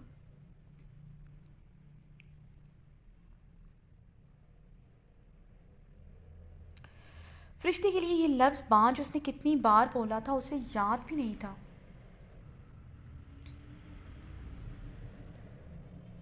اسے یقین نہیں آ رہا تھا کوئی اسے بانجھ کہہ سکتا ہے. اسے بھی یہ طعنہ کبھی مل سکتا تھا. فرشتے کی زندگی اس نے اجیرن کر رکھی تھی. اسے وہ کتنی مرتبہ شاہ نواز کے ہاتھوں جانوروں کی طرح پٹوا چکی تھی. اس نے کبھی پلٹ کر جواب نہیں دیا تھا. اپنے ساتھ ہوئے مظالم کی داستان اس نے کبھی ارحام کو بھی نہیں بتائی تھی. ارحام کو تھوڑا بہت جو پتا تھا وہ اگر اس سے باس برس کرتا تو وہ ہمیشہ پریزے کو بیچ میں لے آتی تھی. اس کی جھوٹی سچی قسمیں کھاتے ہر بات سے مکر جاتی تھی. بیچارہ پریزے کو دیکھ کر خاموش ہو جاتا تھا. پری گل نے روتے ہوئے اپنے بال پھر سے نوچے تھے. احساس زیاں کا احساس بڑھتا جا رہا تھا. اسے اس دن ایک دفعہ تو ارحام کی بات سننی چاہیے تھی. وہ بار بار اسے یقین دلا رہا تھا. وہ نہیں سن رہی تھی. اس نے کہا تھا وہ حور کو حویلی سے نکال دے گا. اس نے اس کی اور پریزے کی قسم بھی کھائی تھی. وہ کبھی حور کی طرف آنکھ اٹھا کر نہیں دیکھے گا. وہ تو اس کی شادی کسی سے بھی کرنے کو تیار تھا مگر اس نے ایک لفظ بھی نہیں سنا تھا. حور کی خوبصورتی دیکھ کر اسے ارحام کی محبت اور وفاداری پر اعتبار نہ رہا تھا. کاش وہ اس دن ایک مرتبہ اس کی بات سن لیتی. اگر وہ اس کے ساتھ زنا کر بھی چکا تھا مگر وہ اس سے شادی تو نہیں کر رہا تھا. وہ بھرے جرگے میں حور کے ساتھ اپنے ہر تعلق سے انکار کر چکا تھا. وہ چاہتی تو اس دن اپنے شوہر کے جھوٹ جو اس کے نزدیک جھوٹ تھا اس کو سچ مان کر اس سے حور کی جان چھڑوا سکتی تھی. وہ اس دن وہ حالات اپنے موافق کر سکتی تھی. حور کی شادی شاہ نواز سے نہیں تو دل نواز خان سے کروا لیتی. حور ساری عمر اس کے سامنے سر نہ اٹھاتی. جو حال فرشتے کا کیا وہ حور کا اس سے بھی بدتر کر سکتی تھی. اپنے بھائی کی سپردگی میں لے کر ساری عمر اسے اپنے شوہر کے ساتھ بدکاری کے طعنے مارتی. یقیناً اس کے سامنے وہ سر اٹھانے کے قابل نہ رہتی مگر وہ تو اسے اپنا شوہر ہی سونپ پائی تھی جو اس کے کتنے ناز نخرے اٹھاتا تھا. وہ بختاور خان کو مزید برداشت نہیں کر سکتی تھی نہ ہی اس کی 2 بیویاں برداشت کر سکتی تھی. ویسے بھی اس نے بختاور خان کو دل سے قبول کیا ہی نہ تھا. وہ تو شادی ارحام خان زادہ کو تڑپانے کے لیے کی تھی. کہاں ارحام خان زادہ کہاں یہ بختاور خان. پری گل نے اپنے آنسو بے دردی سے صاف کیے. یہ تو طے تھا وہ کبھی ارحام خان زادہ کو بھول نہیں سکتی تھی نہ ہی اس حور کو اس کی زندگی میں مزید رہنے دے سکتی تھی. حور کی صبح آنکھ کھلی تو ارحام خان زادہ کے سینے پر سر رکھے ہوئے تھی. اس کی کمر پر ارحام کا بازو بہت سختی سے لپٹا ہوا تھا. وہ اتنی مضبوطی سے اپنے بازو کا حصار قائم کیے ہوئے تھا اس کی گرفت میں ہل بھی نہیں پا رہی تھی. حور نے ارحام کے برہنہ سینے کو ایک نظر دیکھتے اس کے چہرے پر نگاہ کی. وہ بہت خوبرو چہرے اور باروب پرسنالٹی کا مالک تھا. اس کی پرسنالٹی بہت سحر انگیز اور شاندار تھی. اسے پہلی مرتبہ دیکھتے ہوئے اس سے متاثر ہو گئی تھی. اس نے اس پر گاڑی میں ایک بار بھی نظر نہیں ڈالی تھی بلکہ اس کے بھیگے بدن سے وہ بار بار اپنی نظریں چرا رہا تھا. اس نے اس کے جسم کو ڈھانپنے کے لیے اپنا کوٹ اسے دیا تھا. یہ اس کے لیے بہت حیران کن تھا. وہ مرد ہو کر اس کا جسم ڈھانپ رہا تھا مگر اسے خبر نہ تھی وہ بھی ایک مرد تھا. نامحرم ہو کر اس پر بری نظر نہیں ڈالی تھی. اس کا محرم بن کر اس نے اس سے پورا خراج وصول کیا تھا. وہ جلتی آنکھوں سے ساری کو دیکھی جا رہی تھی جو بہت ظالم اور بےحس تھا. ارحام کی پناہوں سے خود کو چھڑوانے کی ناکام سے ہی کرتے وہ بے بسی سے پھر سے اس کے سینے کے ساتھ لپٹے اس کے سینے پر سر رکھ گئی تھی. دفتر حور کی نظر خود پر پڑی. کان کی لوؤں تک سرخ پڑی تھی. اپنی حالت دیکھتے وہ کمبل خود پر اچھی طرح لپیٹے ارحام کے سینے میں منہ چھپا گئی تھی. اس کی اس طرح اس کے سینے سے لپٹنے پر ارحام کے لبوں پر گہری مسکراہٹ رقصاں ہوئی. ارحام اور بھی زیادہ شدت سے اسے اپنے سینے میں بھینچ گیا تھا۔ ارحام جاگ رہا ہے، یہ محسوس کرتے اور آنکھیں مرچھیں مزید اس کے سینے میں سمائی تھی۔ وہ اپنی حالت کے پیش نظر اس سے دور نہیں ہو سکتی تھی۔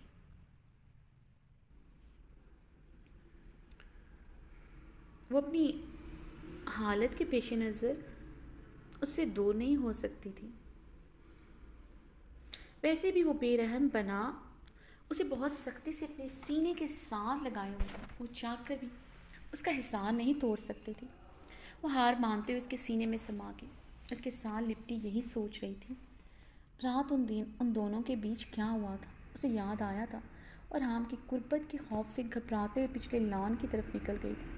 وہ اتنی جلدی حویلی کیوں چلا آیا تھا؟ وہ اس کی گہری تپش زدہ نظروں سے سمجھ چکی تھی جو کل رات اس نے ڈائننگ روم میں اس پر ڈالی تھی۔ کیا چیز اسے اتنی جلدی حویلی کھینچ لائی ہے؟ اس کی گہری نگاہیں اسے پل میں سمجھا چکی تھی۔ جتنا جنونی وہ اس سے لے کر تھا، وہ سمجھتی تھی وہ اس کے بغیر نہیں رہ سکتا۔ وہاں سردی میں کافی دیر تک وہ بے حس بنی کھڑی رہی تھی۔ اس کی شدتیں سہنے سے زیادہ آسان اسے اس جان لیوا قہر برساتی سردی میں کھلے آسمان کے نیچے کھڑا رہنا لگا تھا۔ اس نے کب ہوش گنوائے اسے یاد نہیں تھا۔ وہ یہاں کیسے آئی اور یہ سب کچھ؟ وہ کیا بے ہوشی میں بھی اس سے اپنی ہوس پوری کرتا رہا تھا؟ اس کے جسم کے ساتھ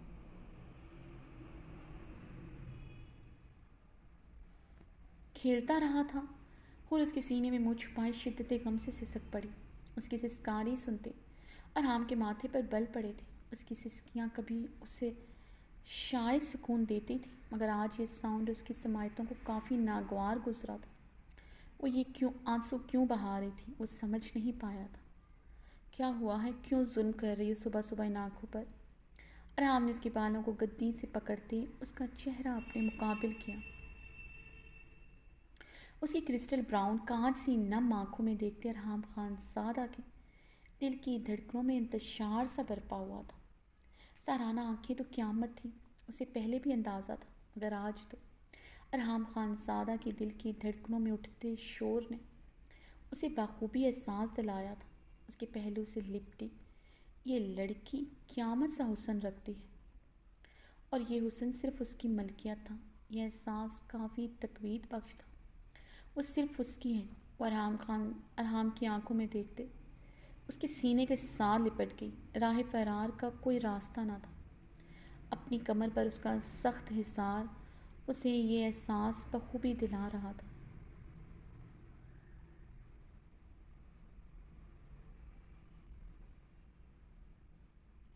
تم اپنا حلیہ درست کرو، میں تمہارے لیے ناشتے کا کہتا ہوں، ارحام نے اس کے بالوں میں نرمے سے انگلیاں چلاتے کہا، اور اس کی نرمی پر حیران ہوئی۔ اس کا یہ نرم رویہ کہیں آنے والے طوفان کا پیش خیمہ تو نہیں؟ وہ رات کے اندھیرے میں کھلے آسمان کے نیچے چلی گئی تھی۔ اس کی سختی سے ہدایت تھی، وہ کسی بھی صورت زنان خانہ سے باہر نہیں جائے گی۔ وہ یقیناً اس سے اس بات کا حساب ضرور لے گا۔ اس ظالم بے حس انسان سے اور توقع بھی کیا کی جا سکتی تھی، جس نے بے ہوشی میں بھی اسے نہ چھوڑا تھا۔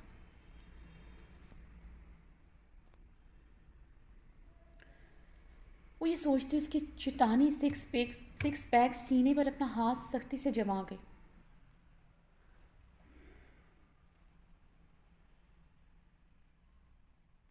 وہ یہ سوچتے اس کی چٹانی سکس پیک سینے پر اپنا ہاتھ سختی سے جما گئی، اور ارحام نے اس کے بالوں میں ہاتھ چلاتے نرمی سے اسے پکارا۔ دھور کی نم زدہ آنکھیں مزید نم ہوئی تھیں۔ کتنا عرصہ ہو گیا تھا کسی کا اتنا نرم لہجہ سنے ہوئے۔ اس بے حس صفاک انسان کے ایسے رویے کی عادت نہ تھی۔ اور کی آنکھیں شدت گریہ سے جلنے لگی۔ اس کی سکس پیک چٹانی سینے پر موجود بھورے بالوں کو سختی سے اب اپنی مٹھی میں لے گئی تھی۔ اس کی پکار پر جواب دینا ضروری نہ سمجھا تھا۔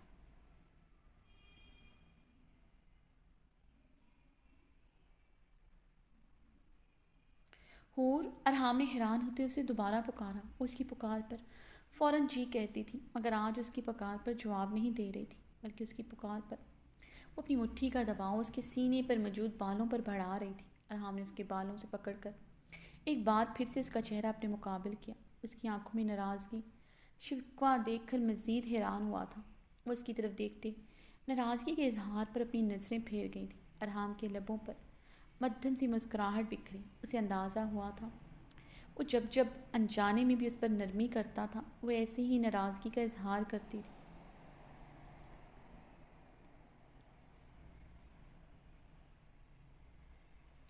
یہ الگ بات ہے اس نے کبھی اس کا کوئی ناز نخرا نہیں اٹھایا تھا۔ حور، ارحام کی آواز میں اب سختی نمایاں تھی۔ جج جی، حور کے کانپتے لبوں نے بے اختیار جنبش کی۔ اس سہمی نگاہوں سے ارحام کو دیکھنے لگی۔ اس کی اس صدا پر ارحام خانزادہ کا دل مزید گھائل ہوا تھا۔ وہ اب آنکھیں بھی نہیں جھپک رہی تھی۔ اس کی آنکھوں میں دیکھتے اس کے حکم کی منتظر تھی۔ رات باہر لان میں کیوں کی؟ منع کیا تھا نا تمہیں، تم میری اجازت کے بغیر کھلے آسمان کے نیچے نہیں جاؤ گی۔ ارحام نے اس کا چہرہ اپنے مزید قریب کرتے اس کے چہرے پر اپنی تپش زدہ سانسیں چھوڑی۔ اس کا لہجہ انگاروں سے تپش لیے ہوا تھا، آنکھوں کا سرد پن بڑا تھا۔ کچھ دیر پہلے جو نرمی ان آنکھوں میں تھی اس کا شائبہ تک نہ تھا۔ یہ دیکھتے حور کی رنگت فک ہوئی، اس کے حصار میں بری طرح لرز اٹھی۔ اس کی فک رنگت اور اس کی آنکھوں کی بڑھتی شبنم کو دیکھتے وہ خود پر قابو پا گیا تھا۔ اس کی طبیعت کے پیش نظر اس نے خود پر قابو پایا تھا، مگر اسے چھوڑنے کا ارادہ ہرگز نہ رکھتا تھا۔ رات اس نے جو اپنے ساتھ کیا وہ معافی کے قابل نہ تھا۔ اٹھو، نیم گرم پانی سے اچھی طرح شاور لو، میں تمہارے لیے ناشتے کا کہتا ہوں۔ ارحام نے اس کی آنکھوں کے کناروں پر ٹھہری شبنم بہت نرمی سے اپنی انگلیوں کی پوروں سے چنی۔ وہ جلدی سے اس بات میں سر ہلا گئی۔ حور نے جلدی سے اس کے حصار سے نکلتے ہوئے اپنے اوپر سے کمبل ہٹایا۔ وہ خود کو دیکھتے پھر سے خود پر کمبل لپیٹ گئی تھی۔ کیا ہوا؟ ارحام اس کی یوں کمبل میں دبکنے پر حیران ہوا تھا۔ وہ پوری کی پوری کمبل میں غروب تھی۔ ارحام نے حیران ہوتے اس کے چہرے سے کمبل ہٹایا۔ حور کا چہرہ سرخ گلاب ہو رہا تھا، عارض تہتا تندور بنے ہوئے تھے۔ ارحام بے اختیاری میں اس کے نرم گال پر اپنی انگلیاں پھیر گیا تھا۔ یہ گلاب سے عارض اس کی زندگی تھی، یہ رات اسے اندازہ ہوا تھا۔ وہ اسے کندھے سے پکڑے اس کا رخ مکمل طور پر اپنی طرف کرتے مسکراتے اسے اپنے سینے میں بھینچ گیا۔ وہ سمجھ گیا تھا وہ کیوں سرخ گلاب ہو رہی اور اس کے سینے کے ساتھ لپٹنے اس کی نرمی اور اس کے مسکرانے پر حیران ہو رہی تھی۔ اور اس کے سینے کے ساتھ لپٹے اس کی نرمی اور اس کے مسکرانے پر حیران ہو رہی تھی، مگر اس کی نرمی پر اس کی آنکھیں بار بار بھیگ رہی تھیں۔ اسے عادت نہ رہی تھی اس کی اتنی نرمی کی۔ اگر وہ نرم رویہ دکھا کر اس پر سختی کرے گا وہ کیسے برداشت کرے گی؟ سلطان احمد شاہ کی محبت وہ ابھی تک بھول نہیں پائی تھی، کیسے برداشت کرے گی اس انسان کو بدلتے ہوئے؟ اب اس کے سوا اس کا کون تھا آخر؟ اس کے سینے کے ساتھ لپٹی اس سے کہنا چاہتی تھی اسے نرمی سے نہ چھوئے، اس کی سختی کی عادی ہو چکی ہے، اسے مسکرا کر نہ دیکھے، اس کی سرخ سرد آنکھیں دیکھنے کی عادی ہو چکی ہے، مگر ہمیشہ کی طرح اس کے شکوے، اس کے لفظ اس کے حلق میں ہی دم توڑ گئے تھے۔ آنکھوں سے آنسو بے مول ہو کر گرتے اس کے عارض کو بھگو گئے تھے۔ ارحام اس سے الگ ہوتے بیڈ سے اٹھا۔ وہ اس وقت صرف ٹراؤزر میں ملبوس تھا۔ اپنی ٹی شرٹ زمین سے اٹھا کر حور کی طرف بڑھائی جسے ہچکچاتے ہوئے حور نے تھامی تھی۔ وہ ابھی تک کمبل خود پر لپیٹے ہوئی تھی۔ ارحام اس کی طرف گہری نگاہوں سے دیکھتا ڈریسنگ روم کی جانب بڑھ گیا تھا۔ بہاریں اتنے بڑے ہسپتال کو دیکھ کر حیران ہو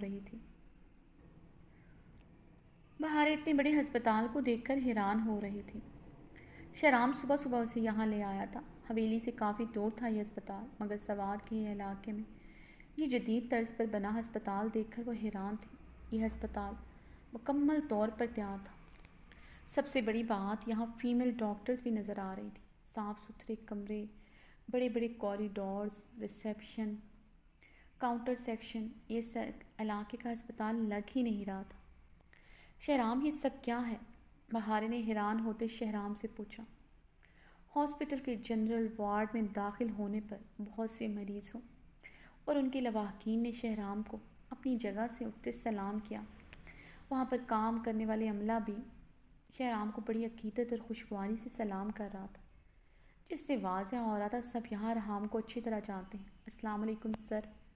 جنرل وارڈ میں داخل ہوتے ایک میل ڈاکٹر نے شہرام کو سلام کیا۔ تو بہارے کی آنکھوں کی حیرانگی بڑی تھی۔ شہرام اس کی آنکھوں میں حیرانگی دیکھتا مدھم سا مسکرایا۔ یہ ہسپتال آج سے تمہارا ہے، تم یہاں پر اب ایک ڈاکٹر کی حیثیت سے کام کرو گی، تمام ڈاکٹرز کے ہیڈ کے طور پر۔ شہرام کی بات پر وہ مزید حیران ہوئی تھی۔ گہری براؤن آنکھوں میں تعجب بڑا تھا۔ وہ اپنی آنکھیں بڑی کیے نچلا لب دانتوں تلے دبائے اسے دیکھ رہی تھی۔ شہرام نے مسکراتے ہوئے اس کا نچلا لب بہت نرمی سے اس کے دانتوں سے چھڑوایا۔ بہارے اس کی حرکت پر سرخ پڑی۔ وہ جس جگہ پر کھڑے تھے وہاں بہت سے لوگوں کی نظریں ان پر تھیں، بلکہ یہ کہنا مناسب تھا سب انہیں ہی گھور رہے تھے، اور یہاں کے لوگوں کے لیے تھوڑی عجیب بات تھی کوئی مرد عورت سے اس طرح فری ہو، چاہے وہ محرم ہی کیوں نہ ہو۔ یہ لوگ تو شاید جانتے بھی نہیں تھے ان دونوں کا تعلق کیا ہے۔ شہرام بہارے کی گلابی ہوتی رنگت دیکھ کر اپنی حرکت پر اب خفیف سا مسکرا گیا تھا۔ اسے یہاں پر خیال رکھنا چاہیے تھا، مگر بہارے کے معاملے میں خود پر اختیار ہی تو نہ رکھ پاتا تھا۔ شہرام اس کا ہاتھ نرمی سے پکڑتے ہاسپٹل سٹاف روم کی طرف بڑھا۔ شہرام کے یوں ہاتھ پکڑنے پر بہت سے لوگوں نے وہاں سے گزرتے تعجب خیز نگاہوں سے انہیں دیکھا تھا۔ بہارے نے اندر آتے اپنا ہاتھ نامحسوس انداز سے اس کے ہاتھ سے چھڑوایا۔ شہرام نے اس کے ایسے ہاتھ چھڑوانے پر اپنے لب بھینچے تھے۔ اگلے ہی پل اس نے بہارے کے عارض کو چھوتی اس کی براؤن لٹ بہت نرمی سے پیچھے کی تھی۔ یہ ہسپتال میں نے بنوایا ہے، پچھلے 5 سالوں سے اس ہاسپٹل کی تعمیر جاری تھی تاکہ تمہیں شہر جا کر کام نہ کرنا پڑے، تم یہاں پر ہی کام کر سکو۔ اس طرح داجی اور کسی کو بھی اعتراض نہیں ہوگا۔ یہ ہسپتال تمہارا ہے، تم یہاں جیسے چاہو کام کرو۔ شہرام نے اس کے قریب ہوتے اس کے ہاتھ نرمی سے پھر سے تھامے۔ وہ اس وقت گلابی کلر کی ڈریس میں ملبوس دمک رہی تھی، جس پر بڑی سی سیاہ چادر اس نے اچھی طرح خود پر لپیٹ رکھی تھی۔ حویلی سے نکلتے ہوئے اس نے نقاب کر رکھا تھا۔ ہاسپٹل داخل ہونے پر اس نے یہ نقاب اتار دیا تھا۔ شہرام اسے ہر جگہ چہرہ ڈھانپنے کا نہ کہتا تھا، ورنہ حویلی میں باقی مرد باہر مردوں کے سامنے بھی اپنی عورت کو چہرہ ڈھانپنے کو کہتے تھے۔ یہ ہسپتال تم نے کیسے بنایا؟ وہ ابھی تک حیران تھی۔ داجی نے میرے نام جو زمین کر رکھی تھی یہ وہی زمین ہے۔ اچھا، یہ زمین داجی کی ہے، اور اس پر کنسٹرکشن کے لیے تم نے یقیناً ارحام لالا، زہران لالا یا پھر اسفند لالا سے رقم لی ہوگی۔ تمہارے پاس تو اتنا سرمایہ کبھی نہیں ہو سکتا۔ وہ ہاسپٹل سٹاف روم کو پذیرائی نظروں سے دیکھتے ہوئے ساختہ بولی۔ بہارے کی بات پر شہرام اس کے ہاتھ چھوڑ چکا تھا، جسے بہارے نے کچھ خاص محسوس نہیں کیا تھا، نہ ہی شہرام کی آنکھوں کی ماند پڑتی چمک کو دیکھا تھا۔ وہ بہت ایکسائٹڈ ہوتے اتنی بڑی خوبصورت سے سٹاف روم کو دیکھ رہی تھی، جہاں جدید نرم سے صوفے پڑے تھے، ریلیکسیشن کرسیاں تک رکھی گئی تھیں۔ یقیناً یہ ڈاکٹرز کے لیے تھی تاکہ اپنے فارغ وقت میں یہاں خود کو ریلیکس کر سکیں۔ شہرام، تمہارا بہت بہت شکریہ، تم نے یہ ہسپتال بنوایا، مجھے یہ ہسپتال بہت پسند آیا ہے۔ بہارے چاروں طرف دیکھتے ایکسائٹڈ لہجے میں بولی۔ شہرام اس کی بات پر پھیکا سا مسکرا دیا تھا۔ شہرام، مجھے یہاں پر ڈاکٹرز کا ہیڈ نہیں بننا، مجھے ایک عام ڈاکٹر کے طور پر یہاں کے لوگوں میں مل جل کر کام کرنا ہے۔ مجھے اپنی ایفرٹس سے یہاں پر اپنا مقام بنانا ہے۔ میں صرف یہاں پر ڈاکٹر بہارے کے طور پر کام کرنا چاہتی ہوں، مسز شہرام کے طور پر مجھے یہاں پر کام نہیں کرنا۔ بہارے کی بات پر شہرام کے لبوں پر استہزائیہ مسکراہٹ پھیلی۔ یقیناً اسے اس ہسپتال میں ایک ان پڑھ میٹرک پاس انسان کی بیوی کہلوانا پسند نہیں تھا۔ وہ بہارے کی رگ رگ سے واقف تھا۔ وہ آج اسے ان پڑھ گوار نہیں کہہ سکی تھی۔ یقیناً اس کے ہسپتال بنانے پر اسے اتنا مارجن دے چکی تھی۔ میں نے دیکھا ہے لوگ تمہیں یہاں پر پہچانتے ہیں، وہ لوگ اس لیے تمہاری عزت کر رہے ہیں، تم نے ان کے لیے یہ ہسپتال بنوایا ہے۔ یہاں کے لوگوں کی عادت ہے کوئی ان کے لیے ذرا سا بھی کچھ کرے وہ انہیں اپنا مسیحا سمجھنے لگتے ہیں، مگر مجھے سب کا مسیحا نہیں بننا، صرف ایک ڈاکٹر بننا ہے، اپنی قابلیت سے اپنے آپ کو منوانا ہے۔ اپنی کامیابی پر میں مزید تمہارے نام کا صحرا نہیں سجا سکتی۔ بہارے اپنے ہی رو میں بے حسی سے مخاطب تھی۔ وہ آج بھی اسے کوئی کریڈٹ دینے کو تیار نہ تھی۔ اوکے، جیسے تم چاہو گی ویسے ہی ہوگا، تمہیں یہاں کوئی میرے نام سے نہیں جانے گا، ایسے بھی مینجمنٹ میں ہی سنبھال رہا ہوں، تمہیں پریشان ہونے کی ضرورت نہیں ہے۔ تم جیسے چاہو یہاں پر کام کرو، تم آج سے ہی کام شروع کرنا چاہو تو تم کر سکتی ہو۔ جب تمہاری ڈیوٹی ختم ہو جائے گی مجھے کال کر دینا، میں ہسپتال کے باہر گاڑی میں تمہیں ملوں گا۔ شہرام سپاٹ انداز میں کہتا دروازے کی جانب بڑھا۔ اور فکر نہ کرنا، گاڑی ہاسپٹل سے کافی دور کھڑی کروں گا، کسی کو یہ بھی پتہ نہیں چلے گا تم مجھے پرسنلی طور پر ذرا بھی جانتی ہو۔ وہ اپنی مردانہ شال کندھوں پر جھٹکتے اس کی طرف مڑا تھا اور اس پر ایک نظر ڈالتا تیز تیز قدموں سے باہر نکل گیا۔ اور پنک کلر کے باتھ روب گاؤن میں ملبوس واش روم کے بڑے سے مرر کے سامنے کھڑی تھی۔ واش روم بہت بڑا اور بہت جدید تھا، جہاں ایک طرف شاور گلاس کیبن بنا تھا، ایک ہی رو میں بنے ایک سے زائد واش بیسن اور اس کے سامنے لگے جدید فینسی مرر۔ ایک کارنر میں راؤنڈ شیپ میں باتھ ٹب تھا، اس کے اوپر جدید فینسی روف شاور۔ واش روم میں ایک طرف بہت خوبصورت گلاس الماری بنی تھی، مگر اس میں صرف ٹاولز، باتھ روب گاؤن اور ضرورت کی کچھ اور چیزیں تھیں، جن میں اس کی بے شمار پرائیویٹ چیزیں، اس کی بے شمار نائٹیز تھیں۔ یہی سامان تھا جو ارحام نے اس کے لیے نیا اور ایک سے بڑھ کر ایک خریدا تھا۔ آئینے کے آگے کھڑے ہوتے حور کے لبوں پر تلخ زخمی مسکراہٹ دوڑی۔ اس وقت شارٹ سے باتھ روب گاؤن میں ملبوس تھی جو ارحام کی پسند کا تھا۔ وہ شاید اس کے لیے صرف دل بہلانے کا ذریعہ تھی۔ وہ سمجھتی تھی وہ اس کا شوہر ہے، اس پر حق رکھتا ہے۔ تب بھی تو اس کی اتنی سختی پر بھی کبھی اس کے لمس سے، اس کی قربت سے اسے کراہیت محسوس نہیں ہوئی تھی۔ اس کی آنکھ جیسی قربت اسے اذیت میں ضرور مبتلا کرتی تھی، مگر ناگواری کا احساس کبھی نہیں ہوا تھا۔ مگر اپنا آپ اسے اس وقت صرف ایک کھلونا لگتا تھا۔ ان قربت کے لمحات میں احساس زیادہ شدت اختیار کرنے لگتا تھا جو اس نے ارحام خان زادہ کے ساتھ کیا۔ اس کی بیوی کو اس سے دور کر دیا۔ وہ گل سے کتنی محبت کرتا ہے وہ جانتی تھی، تبھی تو اس کے کپڑے، اس کے زیور تک سنبھال کر رکھا تھا۔ وہ اسے گل کے کپڑوں میں دیکھ کر شاید سکون محسوس کرتا تھا، کیونکہ وہ اسے بھولنا نہیں چاہتا تھا۔ حور نے اذیت سے ہچکی لی تھی۔ وہ جیسا بھی تھا اس کا شوہر تھا، اس کے لیے بات دردناک اذیت پر محیط تھی۔ وہ آج تک اپنی پہلی بیوی کو نہیں بھولا تھا۔ حور اپنے آئینے میں اپنا دو آتشاں روپ دیکھ کر تلخی سے مسکرائی۔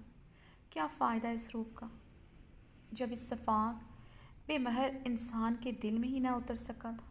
کل رات بھی اسے بمبوڑتا رہا تھا، آج بھی صرف اپنی خواہش، اپنی ضرورت کی پرواہ تھی، اور وہ کیسے سوچ سکتی ہوں کبھی اس کے دل تک رسائی حاصل کر لے گی۔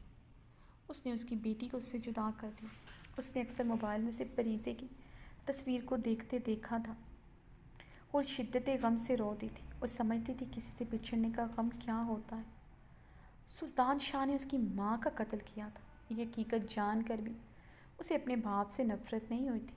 اس کے ہر پل، ہر لمحہ، ہر یاد میں آج بھی اس کا باپ تھا۔ ایسا کون سا لمحہ نہیں تھا جب اس نے سلطان احمد کو یاد نہ کیا ہو۔ ارحام خان زادہ تو لکی تھا، اس کے پاس اس کی بیٹی کی تصویر تھی۔ اس کی بیوی گل کی یادیں اس کمرے، اس واش روم میں بکھری پڑی تھیں۔ کتنی بد نصیب تھی، اس کے پاس سلطان شاہ کی کوئی تصویر، کوئی نشانی نہیں تھی۔ ان سرٹیفکیٹ پر، ان پیپرز پر اس کے باپ کے ہاتھوں کا لمس تھا، ان کے سائن تھے جو ستمگر ظالم بے بہر انسان نے جلا دیے تھے۔ وہ سلیب پر دونوں ہاتھ جمائے سسکتے ہوئے رو پڑی۔ وہ کیسے نہ ڈرتی اس ظالم انسان سے جس نے نکاح کی رات اپنی بربریت کا ایسا روپ دکھایا تھا۔ اس کا نازک وجود آج بھی یاد کر کے کانپ اٹھتا تھا۔ وہ زندہ وجودوں کو الٹ پلٹ کر رکھتا تھا۔ وہ سچ میں شفاق تھا۔ وہ یہاں سے اب کہیں نہیں جانا چاہتی تھی۔ باہر کی دنیا بہت ظالم تھی، اپنے ہی گھر میں اس کا سودا کر دیا گیا تھا۔ اس کی ماں کو اس کی ہی محرم نے مار دیا تھا، اور اس گرین سہرانہ آنکھوں والے شہزادے نے ایک لمحہ نہیں لگایا تھا اسے اپنی زندگی سے نکالنے کے لیے۔ ارحام خان زادہ ظالم تھا، جابر تھا، شفاق تھا، بے مہر تھا، مگر اس سے اتنا یقین تھا اس کی حقیقت سن کر بھی اسے کبھی نہیں چھوڑے گا، کیونکہ اس کی نفرت محبت سے بھی زیادہ طاقتور تھی۔ اس کی جنونیت، اس کی آگ جیسی قربت سے وہ اندازہ لگا چکی تھی۔ نفرت تو عشق جیسے جذبے سے بھی زیادہ طاقتور ہوتی ہے۔